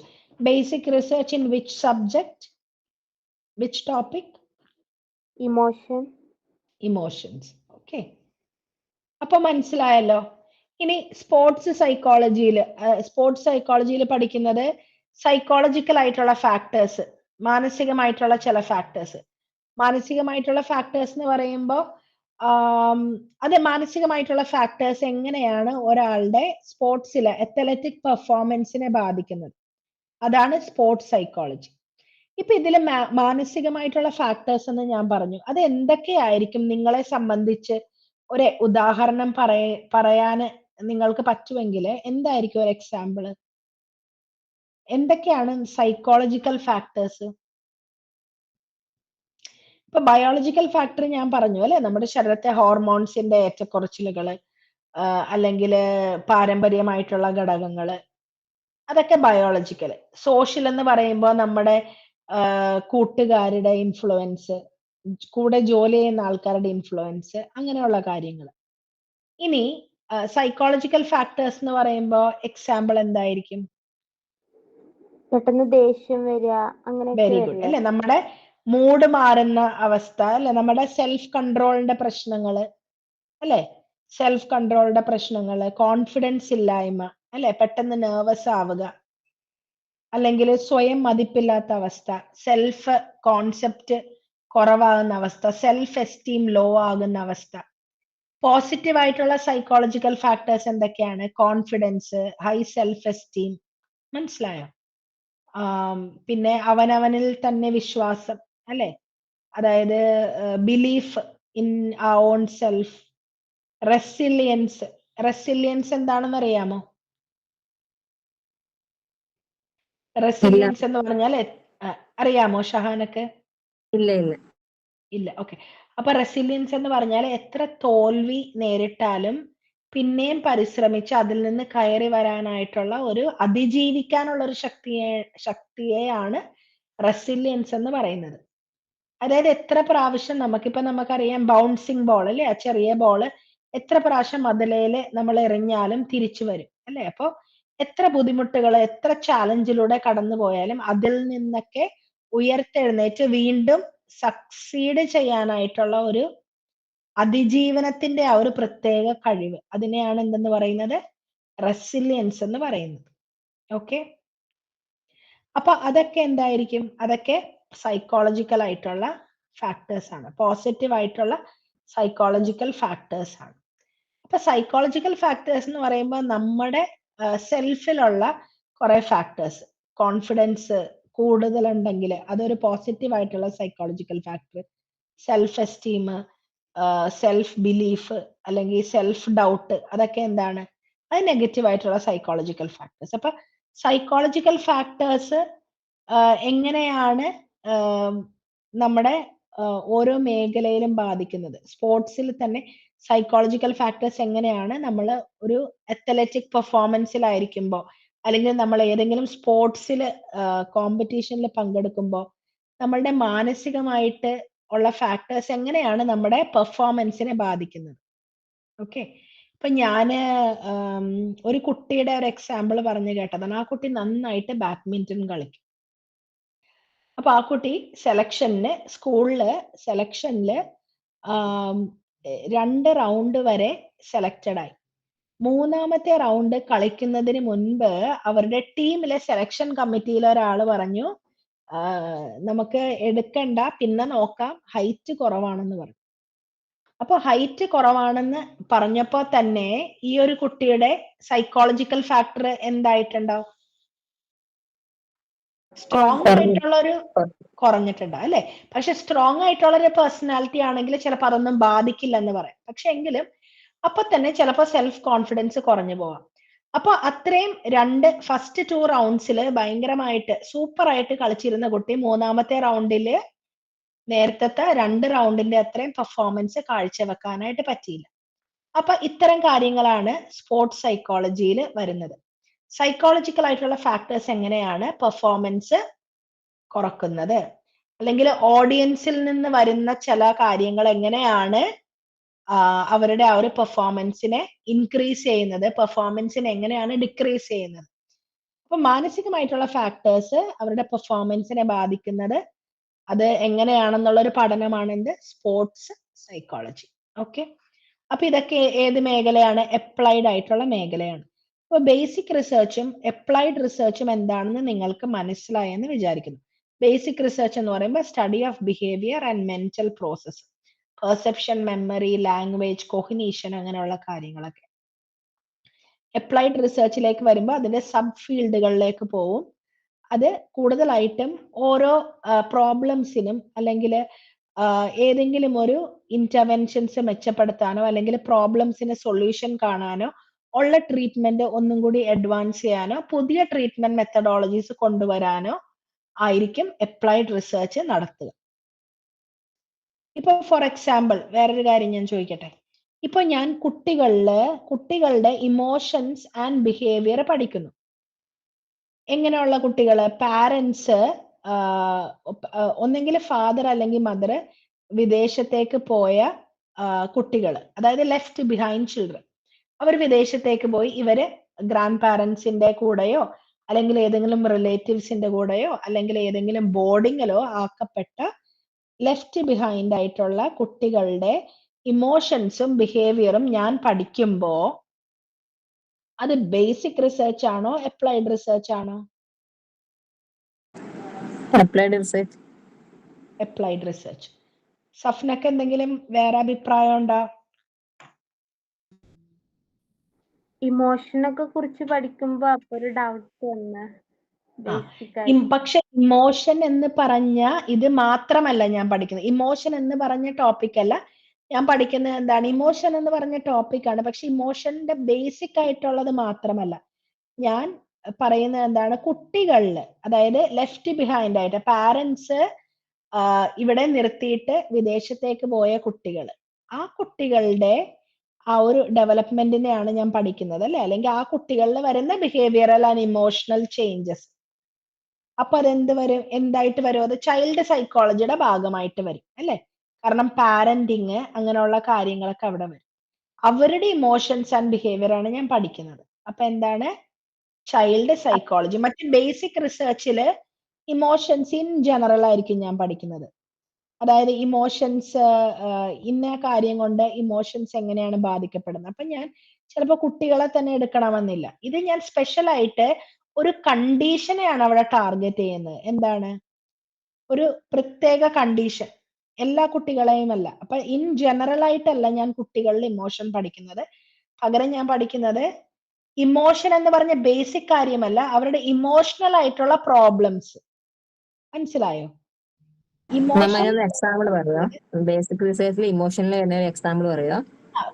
Basic റിസർച്ചില് emotion എന്ന് പറയുമ്പോൾ ഞാൻ പഠിക്കുന്നത് എന്തായിരിക്കും? ഞാൻ പഠിക്കുന്നത് ഇമോഷൻസിന്, നമുക്കറിയാം ബ്രെയിനില് ചില സ്ട്രക്ചേഴ്സ് നമ്മുടെ ഇമോഷൻസിന് കാരണമാണ്. ഉദാഹരണത്തിന് എമിഗ്ഡാല എന്ന് പറയുന്ന ബദാമിന്റെ അത്രയുള്ള ഒരു ചെറിയൊരു സ്ട്രക്ചർ ഉണ്ട്. എന്താണ് അതിന്റെ പേര്? എമിഗ്ഡാല. എമിഗ്ഡാലയുടെ മെയിൻ ഫങ്ഷൻ എന്ന് പറഞ്ഞാല് പേടി ജനിപ്പിക്കും, ഫിയർ ജനറേറ്റ് ചെയ്യുന്ന, ഫിയർ പോലെയുള്ള ഇമോഷൻസ് പ്രൊഡ്യൂസ് ചെയ്യുന്ന സ്ട്രക്ചർ ആണ് എന്ത്? എമിഗ്ഡാല. അപ്പൊ ഞാൻ പഠിക്കുന്നത് എമിഗ്ഡാലയുടെ സൈസ് കുറവാണെങ്കിൽ ഫിയർ റെസ്പോൺസ്, ഫിയർ, ഭയം എന്ന് പറഞ്ഞ ഇമോഷൻ കുറവായിരിക്കുമോ? അപ്പൊ ഞാൻ അത് എന്താ പഠിക്കുന്നത്? ഞാൻ ഇമോഷൻ എന്ന് പറഞ്ഞ ബേസിക് സാധനത്തെയാണ് പഠിക്കുന്നത്, ഫണ്ടമെന്റൽ കോൺസെപ്റ്റിനെയാണ് പഠിക്കുന്നത്, അല്ലേ? പക്ഷേ ഞാൻ ഈ പറഞ്ഞ റിസർച്ചിൽ ഞാൻ പഠിക്കുന്നത് കുട്ടികളില് ഉണ്ടാകുന്ന ഇമോഷണൽ ആൻഡ് ബിഹേവിയറൽ പ്രോബ്ലം എന്താണ്, പാരന്റ്സിന്റെ അടുത്ത് നിന്ന് സെപ്പറേറ്റ് ആയിട്ട് വേറെ സ്ഥലത്ത് നിൽക്കുമ്പോൾ അവർക്കുണ്ടാകുന്ന ഇമോഷണൽ ആൻഡ് ബിഹേവിയറൽ പ്രോബ്ലം എന്താണ്, അതായത് അവരുടെ വികാരങ്ങളിലും അവരുടെ പെരുമാറ്റത്തിലും വരുന്ന പ്രശ്നങ്ങൾ എന്താണ്. ഇപ്പൊ വ്യത്യാസം മനസ്സിലായോ? മനസ്സിലായി. മറ്റേത് ഞാൻ ഒരു ഇമോഷൻ എന്ന് പറഞ്ഞ കോൺസെപ്റ്റിനെ തന്നെയാണ് പഠിക്കുന്നത്.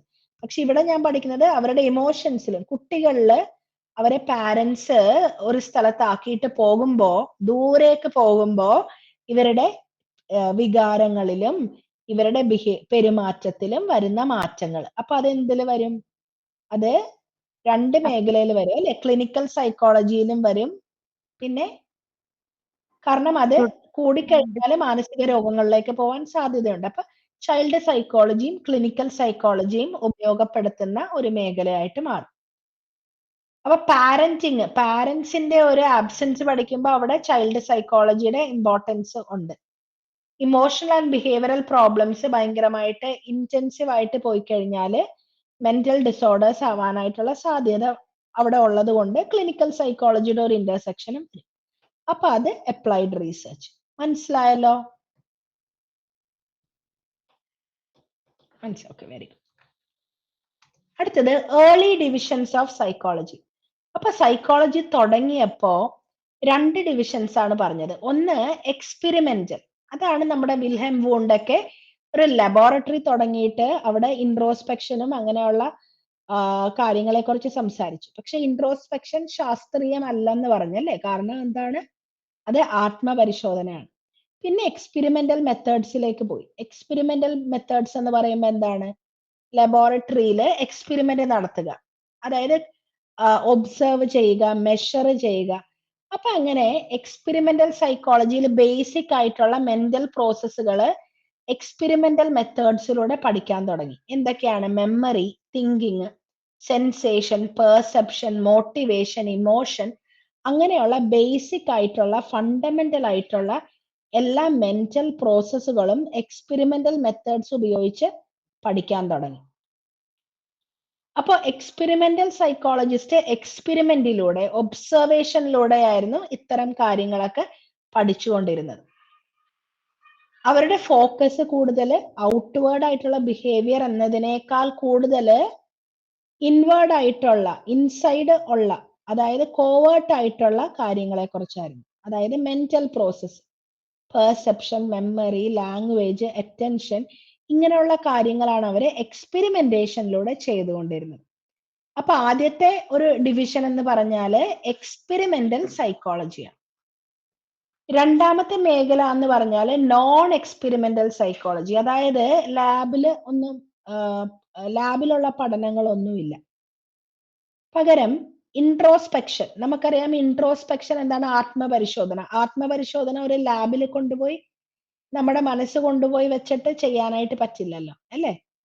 പക്ഷെ ലാബിൽ വെച്ചിട്ട് നമുക്ക് അതിന്റെ ഒരു അസസ്മെന്റ് ഒക്കെ നടത്താം, ഇന്റർവ്യൂ ഒക്കെ നടത്താം. പക്ഷെ സാധാരണ ഒരു ലാബില് എക്സ്പെരിമെന്റ് നടത്തുന്നത് പോലെ ചെയ്യാൻ പറ്റുന്ന കാര്യമല്ല ഇൻട്രോസ്പെക്ഷൻ അല്ലെങ്കിൽ ആത്മപരിശോധന. അല്ലെങ്കിൽ ക്ലിനിക്കൽ ഒബ്സർവേഷൻ, അതായത് ജസ്റ്റ് ഒബ്സർവ് ചെയ്യുക, അത് ഒബ്സർവ് ചെയ്തിട്ട് മെഷർ ചെയ്യുക, അല്ലെങ്കിൽ നാച്ചുറലിസ്റ്റിക് ഒബ്സർവേഷൻ. നാച്ചുറലിസ്റ്റിക് ഒബ്സർവേഷൻ എന്ന് പറയുമ്പോൾ ക്ലയന്റ് കുട്ടികളായിരിക്കുന്ന സ്ഥലത്ത്, ഒരു എക്സാമ്പിൾ പറഞ്ഞാൽ കുട്ടികളായിരിക്കുന്ന സ്ഥലത്ത് പോയിട്ട് അവരുടെ എൻവയൺമെന്റിൽ പോയി പഠിക്കുക, അതാണ് നാച്ചുറലിസ്റ്റിക് ഒബ്സർവേഷൻ. അപ്പൊ ഈ ഒബ്സർവേഷന് നമുക്ക് കണ്ട് ഒബ്സർവ് ചെയ്യാനായിട്ട് നമുക്ക് ഒരു ലബോറട്ടറിയുടെ ആവശ്യമില്ല, എക്സ്പെരിമെന്റൽ മെത്തേഡ്സിന്റെ ആവശ്യമില്ല. അപ്പൊ നോൺ എക്സ്പെരിമെന്റൽ സൈക്കോളജിയിൽ യൂസ് ചെയ്യുന്നത് ഒബ്സർവേഷൻ ആണ്. കണ്ട് കാര്യങ്ങൾ മനസ്സിലാക്കുക. അത് അവര് ക്ലയന്റിന്റെ ആ ഒരു ആയിരിക്കുന്ന സ്ഥലത്ത്, അതാത് സ്ഥലത്ത് പോയി ഒബ്സർവ് ചെയ്യുക, അല്ലെങ്കിൽ ക്ലിനിക്കൽ ഒബ്സർവേഷൻ, ക്ലിനിക്കൽ ആയിരിക്കുന്ന അവസ്ഥയിൽ ഒബ്സർവേഷൻ ചെയ്യുക. ഇൻട്രോസ്പെക്ഷൻ, ആത്മപരിശോധനയൊക്കെ ഇതിന്റെ ഒരു എക്സാമ്പിൾ ആണ്. നോൺ എക്സ്പെരിമെന്റൽ ബ്രാഞ്ചിൽ പഠിക്കുന്നത് മെന്റൽ പ്രോസസ്സുകളല്ല, അതിന് പകരം ഒബ്സർവ് ചെയ്യാൻ പറ്റിയ കാര്യങ്ങൾ. ഏതൊക്കെയാണത് ഒബ്സർവ് ചെയ്യാൻ പറ്റിയത്? പേഴ്സണാലിറ്റി, ഒരാളുടെ പേഴ്സണാലിറ്റി എങ്ങനെയാണ്, ഒരാൾ സോഷ്യൽ സിറ്റുവേഷൻസിൽ സമൂഹത്തിൽ ബിഹേവ് ചെയ്യുന്നത് എങ്ങനെയാണ്, ഒരാൾ വളർന്നു വരുന്ന സാഹചര്യം എങ്ങനെയാണ്, അയാളുടെ ഡെവലപ്മെന്റ് എങ്ങനെയാണ്, അയാൾ നടക്കുന്നുണ്ടോ, അയാൾ ഇരിക്കുന്നുണ്ടോ, 10ാം വയസ്സിൽ അയാളുടെ പെരുമാറ്റങ്ങൾ എങ്ങനെയാണ്, അയാളുടെ ഒരു ഡെവലപ്മെന്റ് എങ്ങനെയാണ്, 12ാം വയസ്സിൽ അയാൾക്ക് ബിഹേവിയറിൽ ആ ഒരു മെച്യൂരിറ്റി വന്നിട്ടുണ്ടോ, ഇതൊക്കെയാണ് നോൺ എക്സ്പെരിമെന്റൽ ബ്രാഞ്ചിൽ നോക്കുന്നത്. ഓക്കെ, അപ്പോ നോൺ എക്സ്പെരിമെന്റൽ സൈക്കോളജിയിൽ റിയൽ വേൾഡ് സിറ്റുവേഷൻ ആണ് നോക്കുന്നത്. അതായത് ഇപ്പൊ ഞാൻ ഏതെങ്കിലും ഇപ്പൊ ഇവിടെ പാർക്കിലൊക്കെ കുറെ കുട്ടികളുടെ അമ്മമാര് വരും. അപ്പൊ എനിക്കൊന്ന് പഠിക്കണം, ഈ കുട്ടികളെ കൊണ്ട് പാർക്കിൽ വരുന്ന അമ്മമാരുടെ ഒരു ബിഹേവിയർ എന്താണ്. അപ്പൊ അതിന് ഞാൻ എന്ത് ചെയ്യണം? ഞാൻ അവരെ ലബോറട്ടറി കൊണ്ടുപോയി ഇരുത്തണോ, അല്ലെങ്കിൽ ഞാൻ അവരായിരിക്കുന്ന പാർക്കിൽ പോയിരുന്ന് ഒബ്സർവ് ചെയ്യണോ? Second one. പാർക്കിൽ പോയി ഒബ്സർവ് ചെയ്യണം അല്ലേ? അപ്പൊ അതെന്താ? Naturalistic observation.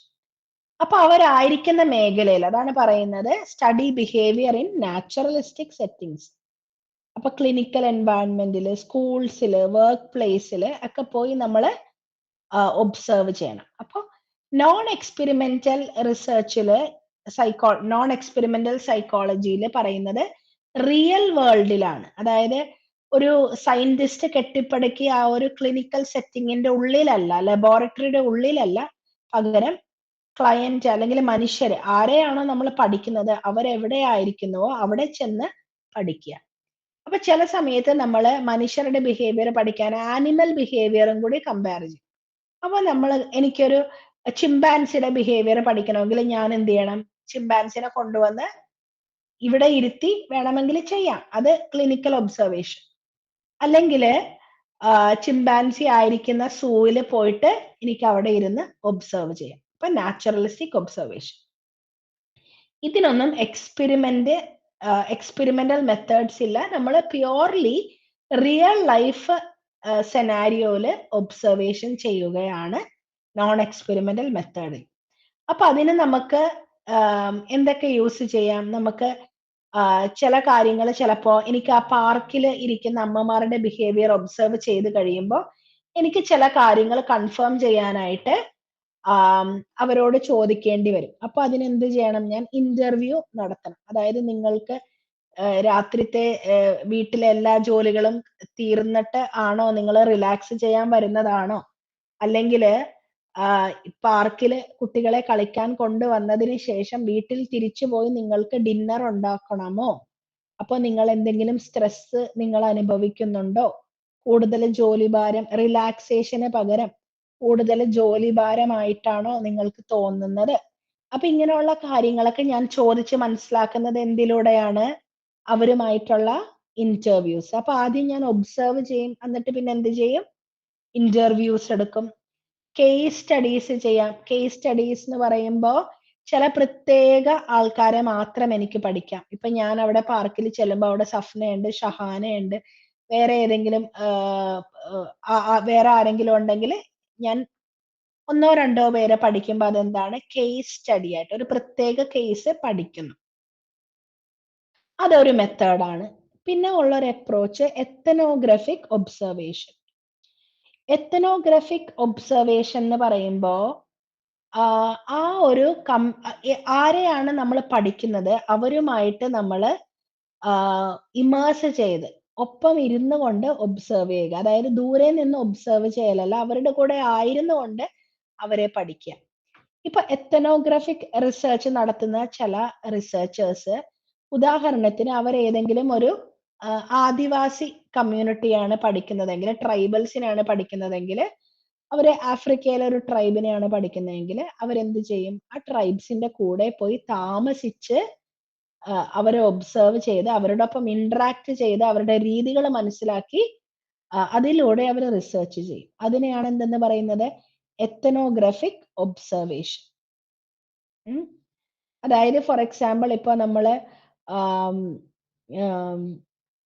ഈ മത്സ്യത്തൊഴിലാളികളുടെ ഏതെങ്കിലും കടലിൽ പോകുന്ന അവരുടെ ബുദ്ധിമുട്ടുകൾ പഠിക്കണമെങ്കിൽ നമ്മളും അവരുടെ കൂടെ കടലിൽ പോവുക, മീൻ പിടിക്കുന്ന കാര്യങ്ങളൊക്കെ കാണുക, അവരുടെ കൂടെ ജീവിച്ചുകൊണ്ട് റിസർച്ച് നടത്തുക. ഇതിനെയാണ് എന്തെന്ന് പറയുന്നത്? എത്തനോഗ്രഫിക് ഒബ്സർവേഷൻ. ഇത് ഏതെങ്കിലും ലാബിൽ കൊണ്ടുപോയി നമ്മൾ എക്സ്പെരിമെന്റ് ചെയ്യുകയാണോ? അല്ല, അല്ലേ? ഇതൊക്കെ എന്ത് അപ്രോച്ചാണ്? എക്സ്പെരിമെന്റൽ അപ്രോച്ച് ആണോ നോൺ എക്സ്പെരിമെന്റൽ അപ്രോച്ച് ആണോ?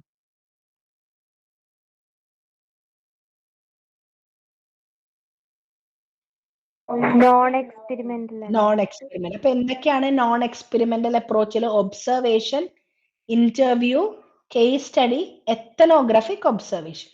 എത്തനോഗ്രഫിക് ഒബ്സർവേഷൻ നിങ്ങൾക്ക് മനസ്സിലായോ? അതായത് ഏതോ ഒരു സിനിമയിലുണ്ടല്ലോ,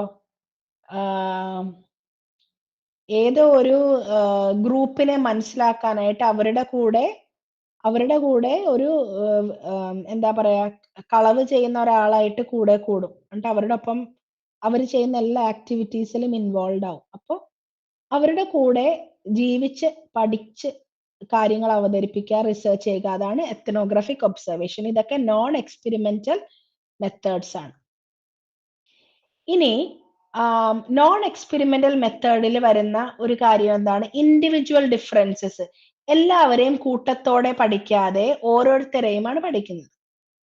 അതായത് നമ്മളിപ്പോ ഒബ്സർവേഷൻ ചെയ്യുമ്പോൾ നമ്മളിപ്പോ കുറെ കുട്ടികൾ ഒരുമിച്ചായിരിക്കും ചിലപ്പോൾ ഒബ്സർവേഷൻ ചെയ്യുന്നത്. പക്ഷെ നോൺ എക്സ്പെരിമെന്റൽ സൈക്കോളജിസ്റ്റ് ഓരോ കേസ് ബൈ കേസ് നോക്കും.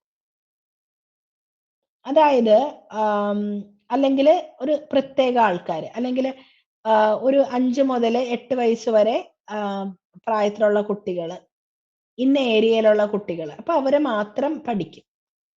അല്ലെങ്കിൽ കേസ് സ്റ്റഡി എന്ന് പറയുമ്പോൾ ഒരു വ്യക്തിയെ മാത്രം പഠിക്കും. ഞാൻ ഷഹാനനെ മാത്രം പഠിക്കും, അല്ലെങ്കിൽ ഞാൻ സഫ്നനെ മാത്രം പഠിക്കും. അപ്പോൾ ഇൻഡിവിജ്വൽ ഡിഫറൻസസ് പ്രത്യേകം ശ്രദ്ധിക്കുന്ന ഒരു അപ്രോച്ചാണ് നോൺ എക്സ്പെരിമെന്റൽ അപ്രോച്ച്. ഇനി അതിന് ചില എക്സാമ്പിൾ പറയുവാണെങ്കിൽ, ഫ്രോയിഡ്, സിഗ്മണ്ട് ഫ്രോയിഡ് സൈക്കോ അനാലിസിസിന്റെ ഫാദർ ആണെന്നാണ് പറയുന്നത്. Sigmund Freud individual case studies നടത്തിയ ഒരാളായിരുന്നു. ഇനി പിയാഷെ എന്ന് പറയുന്നത് കുട്ടികളായിരിക്കുന്ന സ്ഥലത്ത് പോയിട്ട് കുട്ടികളുടെ ആ ഒരു തിങ്കിങ്, ആ ഒരു കൊഗ്നിറ്റീവ് ആയിട്ടുള്ള ഡെവലപ്മെന്റ് പഠിച്ച ആളാണ് ജീൻ പിയാഷെ. അപ്പൊ ഇതൊക്കെയാണ് സൈക്കോളജിയുടെ divisions, experimental and non experimental. ഇത്രയും മനസ്സിലായോ?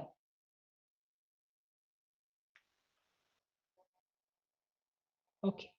ഇനി സൈക്കോളജിയുടെ സബ് ഫീൽഡുകൾ എന്തൊക്കെയാണ്? ഞാൻ ഓൾറെഡി പറഞ്ഞതാണ്.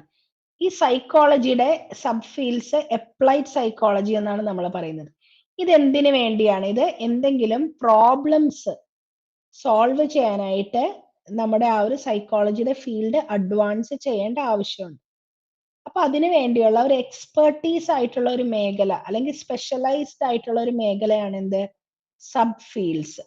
ഒന്നെങ്കിൽ ഇതിനെ സബ് ഫീൽഡ്സ് എന്ന് പറയും, അല്ലെങ്കിൽ ഏരിയാസ് എന്ന് പറയും, അല്ലെങ്കിൽ ബ്രാഞ്ചസ് എന്ന് പറയും. അപ്പൊ അതിൽ ഏതൊക്കെയാണ് നമ്മൾ സൈക്കോളജി അപ്ലൈ ചെയ്യുന്ന മേഖല? സൈക്കോളജി ഉപയോഗിച്ച് മാനസിക രോഗങ്ങളെ നമ്മൾ ട്രീറ്റ് ചെയ്യുമ്പോൾ, അല്ലെങ്കിൽ ഫങ്ഷണൽ അല്ലാത്ത, അതായത് ശരിയായ രീതിയിലല്ലാത്ത ബിഹേവിയറിനെ നമ്മൾ മോഡിഫൈ ചെയ്യാനായിട്ട് നോക്കുമ്പോൾ ഇത്തരം കാര്യങ്ങൾ വരുന്നത് ക്ലിനിക്കൽ സൈക്കോളജിയിലാണ്.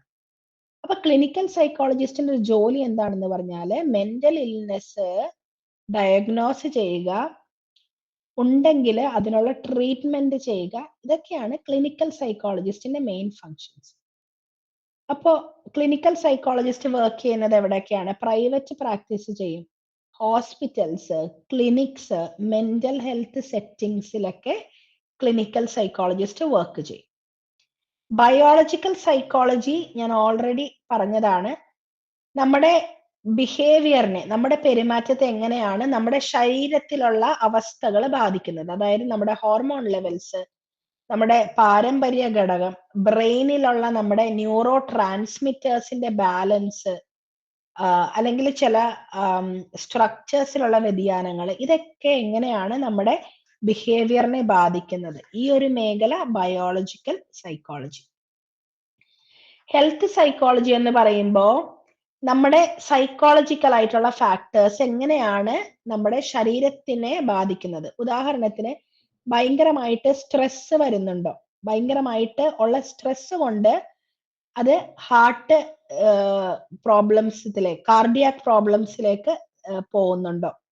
അതായത് മനസ്സും ശരീരവും തമ്മിലുള്ള കണക്ഷനെ കൂടുതലായിട്ട്, നമ്മുടെ ഡെക്കാർത്തെ പറഞ്ഞതുപോലെ മനസ്സും ശരീരവുമായിട്ടുള്ള കണക്ഷനെ കൂടുതലായിട്ട് ഫോക്കസ് ചെയ്യുന്ന മേഖലയാണ് ഹെൽത്ത് സൈക്കോളജി.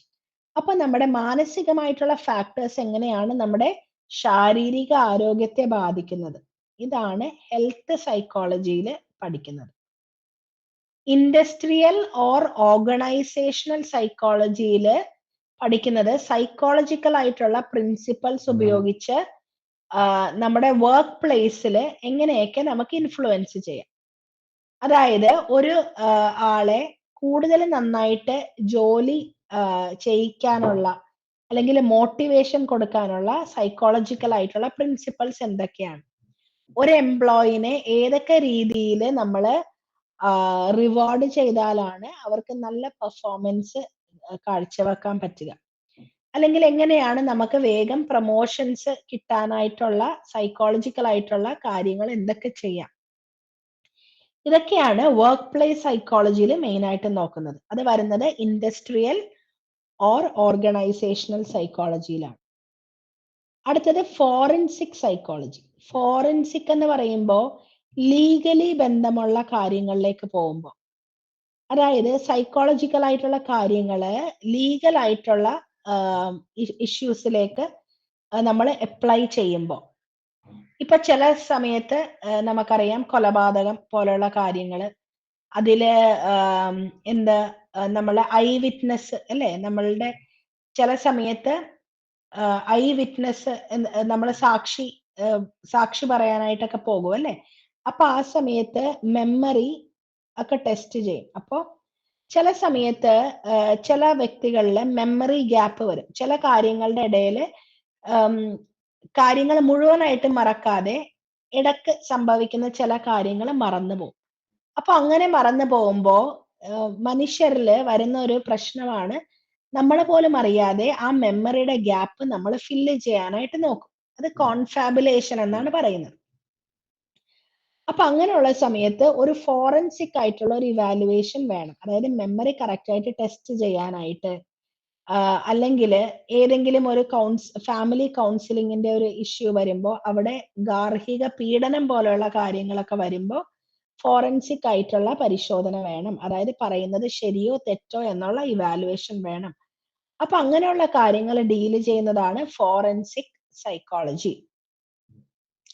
ഇപ്പൊ ഫോറൻസിക് സൈക്കോളജിയുടെ കാര്യം ഞാൻ പറഞ്ഞപ്പോ, ആ മെമ്മറി ഗ്യാപ്പിന്റെ കാര്യം പറഞ്ഞപ്പോ നമുക്കറിയാമല്ലേ, ഒരു പടം ഉണ്ടല്ലോ, എന്താണ് ദൃശ്യം അല്ലെ. ദൃശ്യത്തില് മോഹൻലാല് ആ ഒരു ഇൻസിഡന്റിലെ കാര്യങ്ങൾ റിപ്പീറ്റ് ചെയ്ത് ബസ്സിൽ പോയിട്ട് അവരോട് ചോദിക്കും, എല്ലാവരോടും ആ കണ്ടക്ടേഴ്സിനോടൊക്കെ പരിചയം പുതുക്കും അല്ലെ. ഹോട്ടലിലൊക്കെ ചെന്നിട്ട് ഞാൻ ഇന്നലെ അല്ലേ വന്ന്, അന്നത്തെ ദിവസം വന്ന് ബിരിയാണി കഴിച്ചില്ലേ എന്നൊക്കെ ചോദിക്കും.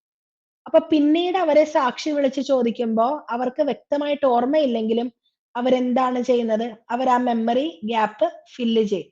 അവര് പറയും ആ ഞങ്ങള് കണ്ടതാണ്, അവിടെ വന്നതാണ് എന്നൊക്കെ പറയും.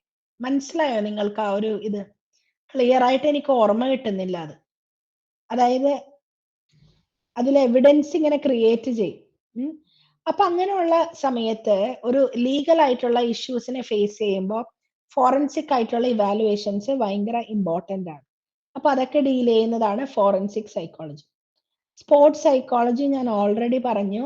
സൈക്കോളജിക്കൽ ആയിട്ടുള്ള ഫാക്ടേഴ്സ് എങ്ങനെയാണ് പെർഫോമൻസിനെ എൻഹാൻസ് ചെയ്യുന്നത്, എങ്ങനെയാണ് പെർഫോമൻസിനെ ലോവർ ചെയ്യുന്നത്. കൊഗ്നിറ്റീവ് സൈക്കോളജി എന്ന മേഖല പഠിക്കുന്നത് കൊഗ്നിറ്റീവ് ആയിട്ടുള്ള പ്രോസസ്സുകൾ, അതായത് പെർസെപ്ഷൻ, മെമ്മറി, അറ്റൻഷൻ, ലാംഗ്വേജ് അങ്ങനെയുള്ള മെന്റൽ ഇവന്റ്സ് പഠിക്കുന്നതാണ് കൊഗ്നിറ്റീവ് സൈക്കോളജി. Cognitive psychology. ഇനി സോഷ്യൽ സൈക്കോളജി. സോഷ്യൽ സൈക്കോളജി നോക്കുന്നത് ഒരു സമൂഹത്തില് എങ്ങനെയാണ് ആൾക്കാര് ചിന്തിക്കുന്നത്, എങ്ങനെയാണ് ആൾക്കാർക്ക് ഫീൽ ചെയ്യുന്നത്, എങ്ങനെയാണ് അവർ പെരുമാറുന്നത്, അല്ലെങ്കിൽ ഒരു പ്രത്യേക സോഷ്യൽ ഗ്രൂപ്പിലായിരിക്കുമ്പോൾ എങ്ങനെയാണ് അവർക്ക് ഇഷ്ടമില്ലാത്ത കാര്യങ്ങൾ അവർ ചെയ്തു പോകുന്നത്, ചില കാര്യങ്ങളോടുള്ള കാഴ്ചപ്പാടുകൾ എങ്ങനെയാണ് ഫോംഡ് ആവുന്നത്, മറ്റുള്ളവരുമായിട്ടുള്ള ഒരു ഇന്റർപേഴ്സണൽ റിലേഷൻഷിപ്പ് എങ്ങനെയാണ്, ഒരു ഗ്രൂപ്പിൽ എങ്ങനെയാണ് ആൾക്കാര് പെരുമാറുന്നത്, ഗ്രൂപ്പിലുള്ള ഒരു റിലേഷൻഷിപ്പിന്റെ ഒരു നേച്ചർ എന്താണ്, ഡൈനമിക്സ് എന്താണ്, ഇതൊക്കെയാണ് സോഷ്യൽ സൈക്കോളജി നോക്കുന്നത്. കൗൺസിലിംഗ് സൈക്കോളജി ഞാൻ പറഞ്ഞു, ജീവിതത്തിൽ വരുന്ന എന്തെങ്കിലും ചാലഞ്ചസ് അല്ലെങ്കിൽ ഏതെങ്കിലും മേഖലയിൽ അവർക്ക് ഇംപ്രൂവ് ചെയ്യണമെങ്കിൽ, അല്ലെങ്കിൽ പെട്ടെന്ന് ജീവിതത്തിൽ വരുന്ന ചില മാറ്റങ്ങൾ, ഇതിൽ കൂടെയൊക്കെ അവർക്ക് ഒന്ന് അഡ്ജസ്റ്റ്മെന്റിന്റെ ഇഷ്യൂസ് ഉള്ളവര്, അല്ലെങ്കിൽ ഏതെങ്കിലും ഒരു പ്രോബ്ലത്തിൽ നിന്ന് പുറത്തു വരണമെന്ന് ആഗ്രഹിക്കുന്നവര്, ആ ഒരു മേഖല കൗൺസിലിംഗ് സൈക്കോളജി. ഡെവലപ്മെന്റൽ സൈക്കോളജി എന്ന് പറയുമ്പോൾ ഡെവലപ്മെന്റൽ സൈക്കോളജിസ്റ്റ് പഠിക്കുന്നത് എങ്ങനെയാണ് ഒരു വ്യക്തി വളർന്നു വരുമ്പോൾ അവരുടെ ആ ഒരു കൊഗ്നീഷനില്, ചിന്തകളില്, സമൂഹത്തിലെ ഇടപെടലുകളില്, ഇമോഷണൽ ആയിട്ടുള്ള ഡെവലപ്മെന്റില്, ആ ഒരു കുഞ്ഞുനാള് മുതൽ അഡൽട്ട്ഹുഡിലേക്ക് വരുന്നത് വരെയുള്ള അവരുടെ ആ ഒരു ഗ്രോത്ത്, അവരുടെ ഡെവലപ്മെന്റ്, അവരിൽ വരുന്ന മാറ്റങ്ങൾ, ഇതൊക്കെയാണ് ഡെവലപ്മെന്റൽ സൈക്കോളജി പഠിക്കുന്നത്. ഡെവലപ്മെന്റൽ സൈക്കോളജിയുടെ ഒരു അപ്ലൈഡ് വശമാണ് ചൈൽഡ് സൈക്കോളജി.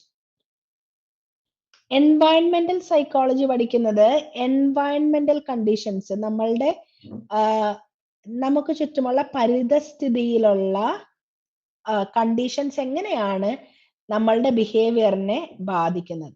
ഉദാഹരണത്തിന് നമ്മൾ ജീവിക്കുന്ന സാഹചര്യങ്ങൾ, നമ്മൾ ജീവിക്കുന്ന ആ ഒരു ജിയോഗ്രഫിക്കൽ ലൊക്കേഷൻ, അപ്പൊ അതൊക്കെ കൊണ്ട് എങ്ങനെയാണ് നമ്മളുടെ ബിഹേവിയറിൽ മാറ്റങ്ങൾ വരുന്നത്. അപ്പൊ പരിസ്ഥിതിയുമായിട്ടുള്ള നമ്മുടെ ഇന്ററാക്ഷനിൽ വരുന്ന എല്ലാ കാര്യങ്ങളും ആണ് എൻവയൺമെന്റൽ സൈക്കോളജിയിൽ ഉൾപ്പെടുത്തിയിരിക്കുന്നത്. മിലിറ്ററി സൈക്കോളജിയിൽ വരുന്നത് എന്ന് പറഞ്ഞാല് സൈക്കോളജിക്കൽ ഫാക്ടേഴ്സ് മെയിൻ ആയിട്ടും, അതായത് മിലിറ്ററിയിൽ പറയുമ്പോൾ എപ്പോഴും ഒരു കോമ്പാറ്റിന്റെ അന്തരീക്ഷമായിരിക്കും, അല്ലെ, ഒരു യുദ്ധത്തിന്റെ അന്തരീക്ഷമായിരിക്കും, എപ്പോഴും ശത്രുക്കളെ നേരിടണം. അപ്പൊ അതിനു വേണ്ടിയുള്ള സൈക്കോളജിക്കൽ ആയിട്ടുള്ള ട്രെയിനിങ്സ്, എന്തൊക്കെ സൈക്കോളജിക്കൽ പ്രിൻസിപ്പൽസ് ആണ് ഉപയോഗിക്കുന്നത്, അല്ലെങ്കിൽ സീരിയസ് ആയിട്ടുള്ള ക്രൈസിസുകൾ വരുമ്പോൾ, പെട്ടെന്ന് എന്തെങ്കിലും ഡിസിഷൻസ് എടുക്കേണ്ട സാഹചര്യങ്ങൾ വരുമ്പോൾ, അതായത് ചിലപ്പോൾ ഒരാളെ കൊല്ലേണ്ടി വരും, അങ്ങനെ പല ക്രിട്ടിക്കൽ ആയിട്ടുള്ള ഡിസിഷൻസും എടുക്കുമ്പോൾ എങ്ങനെയാണ് അതിനു വേണ്ടി മാനസികമായിട്ട് സ്ട്രെങ്ത് ഉണ്ടാവുന്നത്, അങ്ങനെയുള്ള കാര്യങ്ങളാണ് മിലിറ്ററി സൈക്കോളജിയിൽ ഫോക്കസ് ചെയ്യുന്നത്. എർഗോനോമിക്സ് നമ്മൾ ഓൾറെഡി പറഞ്ഞു. എക്കണോമിക്സും സൈക്കോളജിയും തമ്മിലുള്ള ഇന്റർസെക്ഷൻ ആണ്.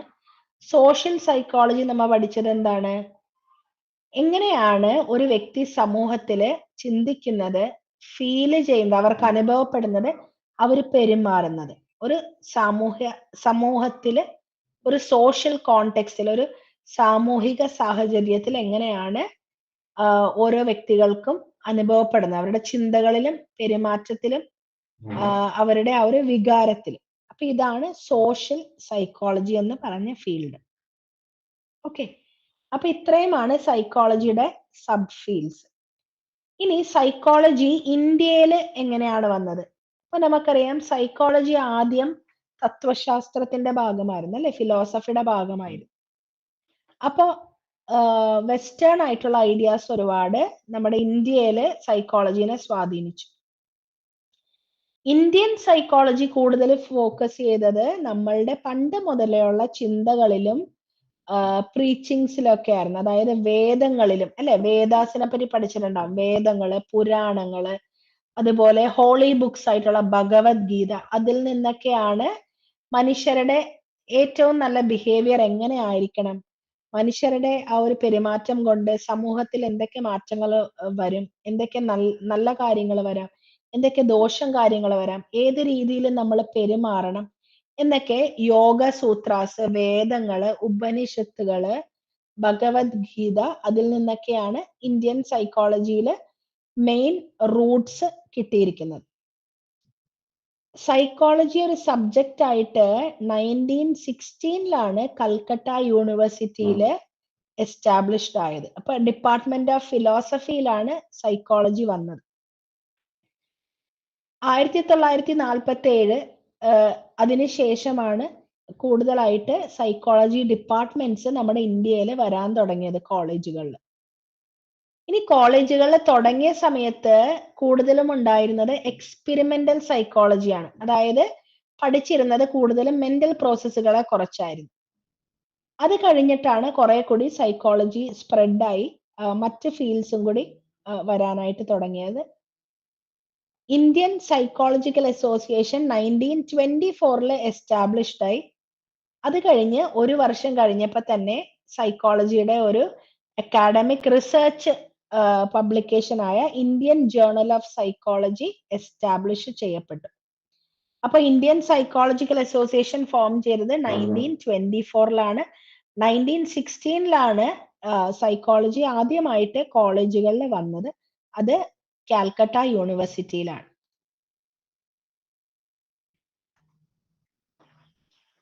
ഇനി പറഞ്ഞു, ആദ്യം വന്നത് എക്സ്പെരിമെന്റൽ സൈക്കോളജിയെ കുറിച്ചുള്ള പഠനങ്ങളാണ് നമ്മുടെ കോളേജുകളിൽ വന്നത്.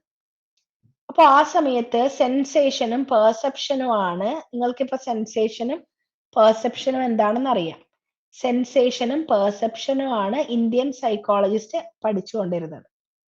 അപ്പൊ ആ സമയത്ത് ജെ സിൻഹ എന്ന് പറഞ്ഞ ഒരു psychologist Indian theories of perception എന്ന് പറഞ്ഞ് ഒരു ബുക്ക് പബ്ലിഷ് ചെയ്തായിരുന്നു. അതിനുശേഷം 1958 ജാദുനാഥ് സിൻഹ എന്ന് പറഞ്ഞ സൈക്കോളജിസ്റ്റ് കൊഗ്നീഷനെ പറ്റി ഒരു ബുക്ക് എഴുതി. പിന്നീട് ഇമോഷനെ പറ്റിയും ഒരു ബുക്ക് എഴുതി. അപ്പോ ഇത് കൂടാതെ ഒരുപാട് സൈക്കോളജിക്കൽ ടെസ്റ്റുകള്, മിക്ക ടെസ്റ്റുകളും വെസ്റ്റേൺ സൈക്കോളജിസ്റ്റ് ഫോർമുലേറ്റ് ചെയ്ത ടെസ്റ്റുകളായിരുന്നു. അപ്പൊ ഇന്ത്യൻ സാഹചര്യത്തിന്, ഇന്ത്യൻ കോണ്ടെക്സ്റ്റിന് മാച്ച് ചെയ്യുന്ന രീതിയിൽ അത് മോഡിഫൈ ചെയ്തത് നമ്മുടെ ഇന്ത്യൻ സൈക്കോളജിസ്റ്റുമാരാണ്. നമ്മുടെ ഇന്ത്യയില് ട്രഡീഷണൽ സൈക്കോളജി കൂടുതലായിട്ടും ഒരു ഏൻഷ്യൻ വിസ്ഡം പോലെ, അതായത് പണ്ട് മുതലേ പകർന്നു വന്ന ജ്ഞാനം, വേദങ്ങളില്, ഉപനിഷത്തുകളില്, യോഗ സൂത്രാസില്, മെഡിറ്റേഷൻ, അല്ലെ, ധ്യാനം, അങ്ങനെയുള്ള കാര്യങ്ങളിലായിരുന്നു ഡീപ്ലി റൂട്ടഡ് ആയിട്ടുള്ളത്. പിന്നെ ആയുർവേദക്ക് ഭയങ്കരമായിട്ടും സൈക്കോളജിയെ സ്വാധീനിക്കാനായിട്ട് പറ്റി. അപ്പൊ ആയുർവേദം എന്ന് പറയുന്നത് വളരെ പണ്ട് മുതലുള്ള ഒരു ട്രഡീഷണൽ സിസ്റ്റം ഓഫ് മെഡിസിൻ ആണ്. അപ്പൊ ആയുർവേദം നോക്കുന്ന ഒരു കാര്യം ഹോളിസ്റ്റിക് ആയിട്ടുള്ള ഒരു ഹെൽത്ത് ആണ്. അതായത് നമ്മളുടെ ശരീരവും മനസ്സും ആത്മാവിനും ഒരുപോലെ ഒരു ബാലൻസ് വരുത്തുന്ന രീതിയിലുള്ള ചികിത്സ അപ്രോച്ചാണ് ആയുർവേദം. അപ്പൊ ആയുർവേദത്തില് ഇൻക്ലൂഡ് ചെയ്ത പ്രാക്ടീസ് ആണ് യോഗ. അല്ലെ, യോഗ നമുക്കറിയാം. സാങ്ക്യ യോഗ, ഹത്ത യോഗ എന്നൊക്കെ പറഞ്ഞിട്ട് നമ്മൾ യോഗനെ കുറിച്ച് വളരെ പോപ്പുലർ ആയിട്ട് കേട്ടിട്ടുണ്ട്. അപ്പൊ ആയുർവേദത്തില് യോഗയുടെ ഒരു ആസ്പെക്ട് ഇൻക്ലൂഡഡ് ആണ്. അതേപോലെ മെഡിറ്റേഷൻസ്, ഹെർബൽ ആയിട്ടുള്ള മെഡിസിൻസ്, ലൈഫ് സ്റ്റൈല് മോഡിഫൈ ചെയ്യുന്നത്. അപ്പൊ ആയുർവേദത്തിൽ കൂടുതൽ ഇമ്പോർട്ടൻസ് കൊടുത്ത എന്തൊക്കെയാണ്? നമ്മൾ കഴിക്കുന്ന ഭക്ഷണം എങ്ങനെയാണ് നമ്മുടെ ശരീരത്തിലുള്ള ഹ്യൂമേഴ്സിനെ കൂട്ടുന്നത്, അതായത് വാത, പിത്ത, കഫ, അങ്ങനെയുള്ള കാര്യങ്ങളെ കൂട്ടുന്നത്. അപ്പോ ലൈഫ് സ്റ്റൈല് ചേഞ്ച് ചെയ്യുക എന്നുള്ളത് ആയുർവേദത്തിൽ വളരെ ഇമ്പോർട്ടന്റ് ആയിട്ട് പറഞ്ഞൊരു കാര്യമാണ്. അപ്പൊ പണ്ട് മുതലേ പകർന്നു വന്ന ജ്ഞാനം എന്തിലൂടെ? ഉപനിഷത്ത്, വേദങ്ങള്, പുരാണങ്ങള്, ഭഗവത്ഗീത, അതുപോലെ തന്നെ traditional system of medicine Ayurveda, കൂടാതെ യോഗയുടെ ഒരു ഇൻഫ്ലുവൻസ്. അപ്പൊ യോഗ ആ സമയത്ത് തന്നെ ഒരുപാട് പേര് യോഗ പ്രാക്ടീസ് ചെയ്യാൻ. അപ്പൊ ഇന്നത്തെ കാലത്ത് വെസ്റ്റേൺ കൺട്രീസിൽ കൂടുതൽ നമ്മൾ കാണുന്നത് യോഗ ഒരു എക്സസൈസ് പോലെയാണ്. പക്ഷെ നമ്മുടെ ഇന്ത്യൻ കാഴ്ചപ്പാടിൽ യോഗ എന്ന് പറയുന്നത് ഇന്ത്യൻ സ്പിരിച്വാലിറ്റിയും കൂടി ആത്മീയമായിട്ടുള്ള ഒരു വശവും കൂടി ചേർന്നിട്ടുള്ളതാണ് യോഗ. അപ്പൊ ഇത്രയും കാര്യങ്ങളാണ് ട്രഡീഷണൽ ആയിട്ടുള്ള ഒരു സൈക്കോളജിയിൽ കോൺട്രിബ്യൂട്ട് ചെയ്തേക്കുന്ന കാര്യങ്ങൾ. പണ്ട് മുതലേ പകർന്നു വന്ന ഉപനിഷത്ത്, വേദങ്ങള്, പുരാണങ്ങള്, ഭഗവത്ഗീത, അങ്ങനെയുള്ള കാര്യങ്ങള്, കൂടാതെ ആയുർവേദത്തിന്റെ സ്വാധീനം, പിന്നെ യോഗ ആൻഡ് മെഡിറ്റേഷൻ, യോഗയുടെ സ്വാധീനം. ഇനി മോഡേൺ സൈക്കോളജി എന്ന് പറയുന്നത് നമ്മുടെ ബ്രിട്ടീഷുകാര് നമ്മുടെ നാട് ഭരിക്കുന്ന സമയത്താണ് വെസ്റ്റേൺ ആയിട്ടുള്ള സൈക്കോളജിക്കൽ തിയറീസ് കൂടുതലായിട്ട് നമ്മുടെ നാട്ടിലേക്ക് വന്നത്. അപ്പൊ ഇതില് ഇന്ത്യൻ സൈക്കോളജിസ്റ്റ് ആയിട്ടുള്ള എസ്.എൻ. മൂർത്തി, വിദ്യാർത്ഥി, മസുംദാർ, ഇങ്ങനെ പറയുന്ന സൈക്കോളജിസ്റ്റ് നമ്മുടെ ഇന്ത്യൻ കോണ്ടെക്സ്റ്റിലേക്ക് കാര്യങ്ങൾ അഡാപ്റ്റ് ചെയ്യാനും റിസർച്ച് നടത്താനും ഒക്കെ ഒരുപാട് വർക്ക് ചെയ്തിരുന്ന ഇന്ത്യൻ സൈക്കോളജിസ്റ്റ് ആണ്.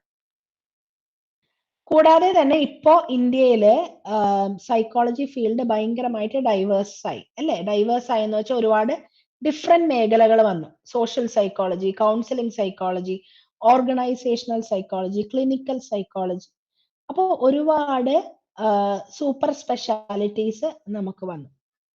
അതുകൂടാതെ കൾച്ചറൽ സൈക്കോളജി എന്ന് പറയുന്ന ഒരു ഇമ്പോർട്ടന്റ് മേഖല. അപ്പൊ നമ്മുടെ ഇന്ത്യൻ സൈക്കോളജിസ്റ്റ് എപ്പോഴും നോക്കി കൾച്ചറൽ ആസ്പെക്റ്റിന് അവർ ഇമ്പോർട്ടൻസ് കൊടുത്തു. അതായത് നമ്മുടെ കൾച്ചർ എങ്ങനെയാണ് നമ്മളുടെ ബിഹേവിയറിനെ ഷേപ്പ് ചെയ്യുന്നത്.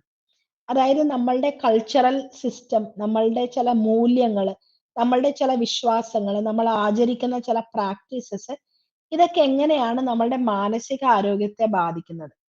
അപ്പൊ ഇത് മനസ്സിലാക്കാനായിട്ട് ഇന്ത്യൻ സൈക്കോളജിസ്റ്റ് കൂടുതൽ കോൺട്രിബ്യൂട്ട് ചെയ്തത് കൾച്ചറൽ സൈക്കോളജി എന്ന പഠനത്തിലേക്കാണ്. അപ്പോ ഇത്രയും കാര്യങ്ങളാണ് നിങ്ങൾക്ക് ഈ യൂണിറ്റിൽ ഉള്ളത്. എന്തെങ്കിലും സംശയം ഉണ്ടോ?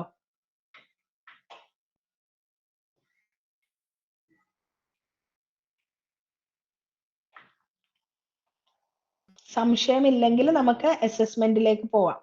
ഈ യൂണിറ്റും വളരെ സിമ്പിൾ ആണ്, നിങ്ങൾക്ക് ഓൾറെഡി അറിയാവുന്ന കാര്യങ്ങളാണ്. ഇന്ത്യൻ സൈക്കോളജിസ്റ്റിന്റെ കുറച്ച് പേരുകൾ ഇവിടെ കൊടുത്തിരിക്കുന്നത് നിങ്ങൾ നോട്ട് ചെയ്ത് വെക്കുക. നമ്മുടെ ഏൻഷ്യന്റ് ആയിട്ടുള്ള കാര്യങ്ങൾ, വേദങ്ങള്, ഉപനിഷത്ത്, അങ്ങനെയുള്ള കാര്യങ്ങളൊക്കെ നിങ്ങൾ ഡിസ്ക്രൈബ് ചെയ്യണം. ആയുർവേദത്തിന്റെ ഇമ്പോർട്ടൻസ് എഴുതണം. യോഗ ആൻഡ് മെഡിറ്റേഷൻ, ഇത്രയൊക്കെയാണ് നിങ്ങൾ പുതിയതായിട്ട് ഇന്ന് പഠിച്ചത്. നേച്ചർ ഓഫ് സൈക്കോളജി നിങ്ങൾക്ക് ഓൾറെഡി അറിയാം. സബ് ഫീൽഡ്സ് ഓഫ് സൈക്കോളജി നിങ്ങൾ ഇന്ന് പഠിച്ചു. അപ്പൊ അത് നോട്ട് ചെയ്ത് വെക്കുക. ഓക്കെ, ബാക്കി ഫസ്റ്റ് യൂണിറ്റിന്റെ ഒരു കണ്ടിന്യൂവേഷൻ തന്നെ ആയിരുന്നു ഇത്. അസസ്മെന്റിന് റെഡിയാണോ?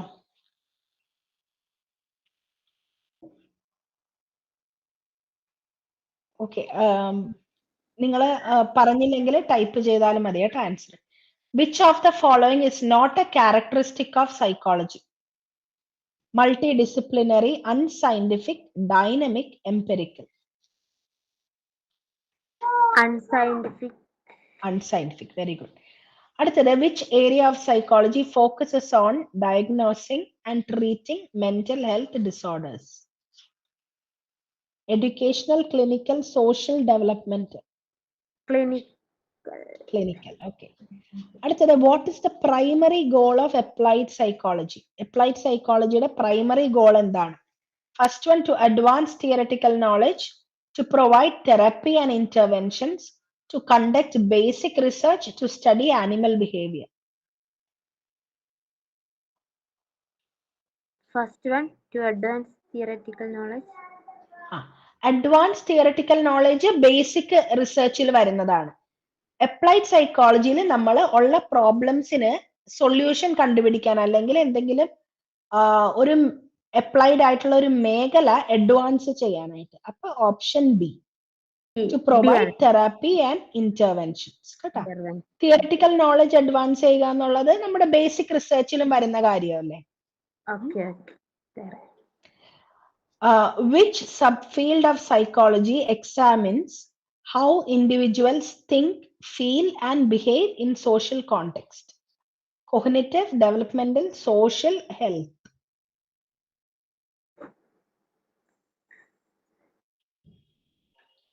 ഒരു സോഷ്യൽ സാഹചര്യത്തിൽ ഒരു സാമൂഹികപരമായിട്ട് വരുന്ന ചില സാഹചര്യത്തിൽ മനുഷ്യരെ ചിന്തിക്കുകയും പെരുമാറുകയും അവരുടെ വികാരങ്ങളും നമ്മൾ പഠിക്കുന്നത് എന്തിലാണ് വരുന്നത്? കോഗ്നിറ്റീവിലാണോ, ഡെവലപ്മെന്റിലാണോ, സോഷ്യലിലാണോ, ഹെൽത്തിലാണോ? Option C social. രണ്ടുപേരും സോഷ്യൽ എന്നല്ലേ പറഞ്ഞത്? അതെ അതെ. ഓക്കെ, കറക്റ്റ് ആണ്. അടുത്തത്, which traditional Indian system of medicine emphasizes holistic approaches to mental well-being, incorporating practices such as yoga and medicine? ഏത് മെഡിസിനിലാണ് യോഗയും മെഡിറ്റേഷനും ഉൾപ്പെടുത്തുന്നത്? Ayurveda, Siddha, Unani, homeopathy? Ayurveda. Ayurveda. Okay. Sixth one, health psychology investigates psychological factors that influence which aspect of human life? Physical health, social relationship, cognitive abilities, cultural practices? Physical health. Physical health, very good. Industrial organizational psychology applies psychological principles to which setting? Hospital, school, workplace, prisons? Option C എന്താണ് prisons? Option എന്താ C പറഞ്ഞ? Workplace. Option C, work place. Okay okay. അപ്പൊ നിങ്ങൾക്ക് എല്ലാം അറിയാലോ. എങ്ങനെയുണ്ടായി ഈ ഒരു module? ഈ ഒരു മോഡ്യൂൾ നിങ്ങൾക്ക് ഇഷ്ടപ്പെട്ടോ? ഈ ഒരു യൂണിറ്റ് ഇഷ്ടപ്പെട്ടോ? ഓ, ഏതാ ഇന്ത്യൻ അത്ര ഇഷ്ടപ്പെട്ടോ? സൈക്കോളജി കുറച്ച് ഒന്നും കൂടെ ക്ലിയർ ആവാനുണ്ട്. അത് ഇനി റെക്കോർഡ് എന്താണ്? കണ്ടൊന്ന് ഇന്ത്യൻ സൈക്കോളജി ഇല്ലേ, അതൊന്നും കൂടെ അതൊന്നും കൂടെ എക്സ്പ്ലെയിൻ ചെയ്യണോ? അതല്ല, ഇനി റെക്കോർഡ് നോക്കിയിട്ട് ഒന്ന് ഡീറ്റെയിൽ ചെയ്തോളാം. അതിൽ കാര്യമായിട്ടൊന്നുമില്ല. നിങ്ങൾ ആകെ പഠിക്കേണ്ടത് ആ സൈക്കോളജിസ്റ്റിന്റെ പേരുകൾ. അപ്പൊ അതിലെ കീ പോയിന്റ്സ് പറഞ്ഞിട്ട് ഞാൻ നിർത്താം. അതിലെ കീ പോയിന്റ്സ് നിങ്ങൾ നോക്കേണ്ടത് സൈക്കോളജിസ്റ്റിന്റെ പേരുകൾ. ഓക്കെ. പിന്നെ ആദ്യത്തെ സൈക്കോളജിക്കൽ ഡിപ്പാർട്ട്മെന്റ് തുടങ്ങിയത് എവിടെയാണ്? ഇന്ത്യൻ സൈക്കോളജിക്കൽ അസോസിയേഷൻ സ്ഥാപിച്ച വർഷം ഏതാണ്? അത് കഴിഞ്ഞിട്ട് നിങ്ങൾ പറയണം വെസ്റ്റേൺ ഇതും നമ്മുടെ ഇന്ത്യൻ സിസ്റ്റവുമായിട്ട് യോജിപ്പിച്ച് ഇന്ത്യൻ സൈക്കോളജിസ്റ്റ് ചിന്തിക്കാൻ തുടങ്ങി. അങ്ങനെ അവര് കൾച്ചറൽ സൈക്കോളജിയിലേക്ക് വന്നു. അതായത് ഇന്ത്യൻ കോണ്ടെക്സ്റ്റിൽ നമ്മുടെ കൾച്ചറിൽ എങ്ങനെയാണ് അത് അഡാപ്റ്റ് ചെയ്യാൻ പറ്റുന്നത്. അപ്പോൾ ചില തിയററ്റിക്കൽ ആസ്പെക്ട്സ് അവര് നമ്മുടെ കൾച്ചറിനെ കൂടി കൺസിഡർ ചെയ്ത് എങ്ങനെ നോക്കാൻ പറ്റുമെന്ന് അവർ നോക്കി, ഇന്ത്യൻ സൈക്കോളജിസ്റ്റ്. പിന്നെ ഇന്ത്യൻ സൈക്കോളജിയിലെ മെയിൻ ആയിട്ടുള്ള ഒരു കാര്യം ഏൻഷ്യൻ വിസ്ഡം, പണ്ട് മുതലുള്ള ഒരു ജ്ഞാനം കൂടി ഇൻക്ലൂഡ് ചെയ്തിട്ടുള്ള തെറാപ്യൂട്ടിക്കൽ ഇന്റർവെൻഷൻസ്, ട്രീറ്റ്മെന്റ് മെത്തേഡ്സിലേക്കാണ് ചിന്തിച്ചത്. അതായത് ഇന്ത്യൻ സൈക്കോളജി ഫോക്കസ് ചെയ്യുന്നത് പണ്ട് മുതലുള്ള ഉപനിഷത്ത്, വേദങ്ങൾ, അതിൽ നിന്നുള്ള ആ ഒരു നല്ല ആസ്പെക്ട്സ് എങ്ങനെ നമ്മുടെ ട്രീറ്റ്മെന്റിലേക്ക് എന്ത് ചെയ്യാം, ഇൻക്ലൂഡ് ചെയ്യാം. ആയുർവേദത്തിൽ നിന്നുള്ള സിസ്റ്റം എങ്ങനെ ഒരു ഫുൾ ആയിട്ടുള്ള ഒരു ഹോളിസ്റ്റിക് മെന്റൽ വെൽബീയിങ്ങിലേക്ക് വരാം. അപ്പൊ ആയുർവേദം, പിന്നെ യോഗയുടെ റോള്, അത്രയൊക്കെ ഉള്ളൂ. അതില് കൂടുതലൊന്നുമില്ല. അത് ആ സ്ലൈഡ് കണ്ടിട്ട് നിങ്ങൾ പെട്ടെന്ന് പേടിച്ചതാ. ഞാനത് എല്ലാം കൂടി ഒരുമിച്ചിട്ടത് കൊണ്ടും നിങ്ങൾ ഒരു കൺഫ്യൂസ്ഡ് ആയിട്ടുണ്ടാവും. ഓക്കെ, അതിൽ കാര്യമായിട്ടൊന്നുമില്ല കേട്ടാ. നിങ്ങളുടെ സിലബസിൽ അത് 2 പാരഗ്രാഫേ ഉള്ളൂ. ഓക്കെ, ഞാൻ ഇത്തിരി കൂടി അഡീഷണൽ ആയിട്ട് ഇതിലെടുത്തിട്ടു എന്ന് മാത്രം. ഓക്കെ, റെക്കോർഡ് നോക്ക്. സംശയം ഉണ്ടെങ്കിൽ നമുക്ക് വീണ്ടും ഡിസ്കസ് ചെയ്യാം. പക്ഷെ ഇതോടെ ബ്ലോക്ക് 1 കഴിഞ്ഞു കേട്ടാ. ബ്ലോക്ക് 1 അത്ര കാര്യമായിട്ട് ലോങ് ആയിട്ടുള്ള മോഡ്യൂൾസ് അല്ല. ബ്ലോക്ക് 1 തീർന്നു. ഇനി ബ്ലോക്ക് 2 അടുത്ത ക്ലാസ്സിൽ തുടങ്ങും. All right. Okay ma'am. ശരി, good night, bye. Okay, good night. Thank you.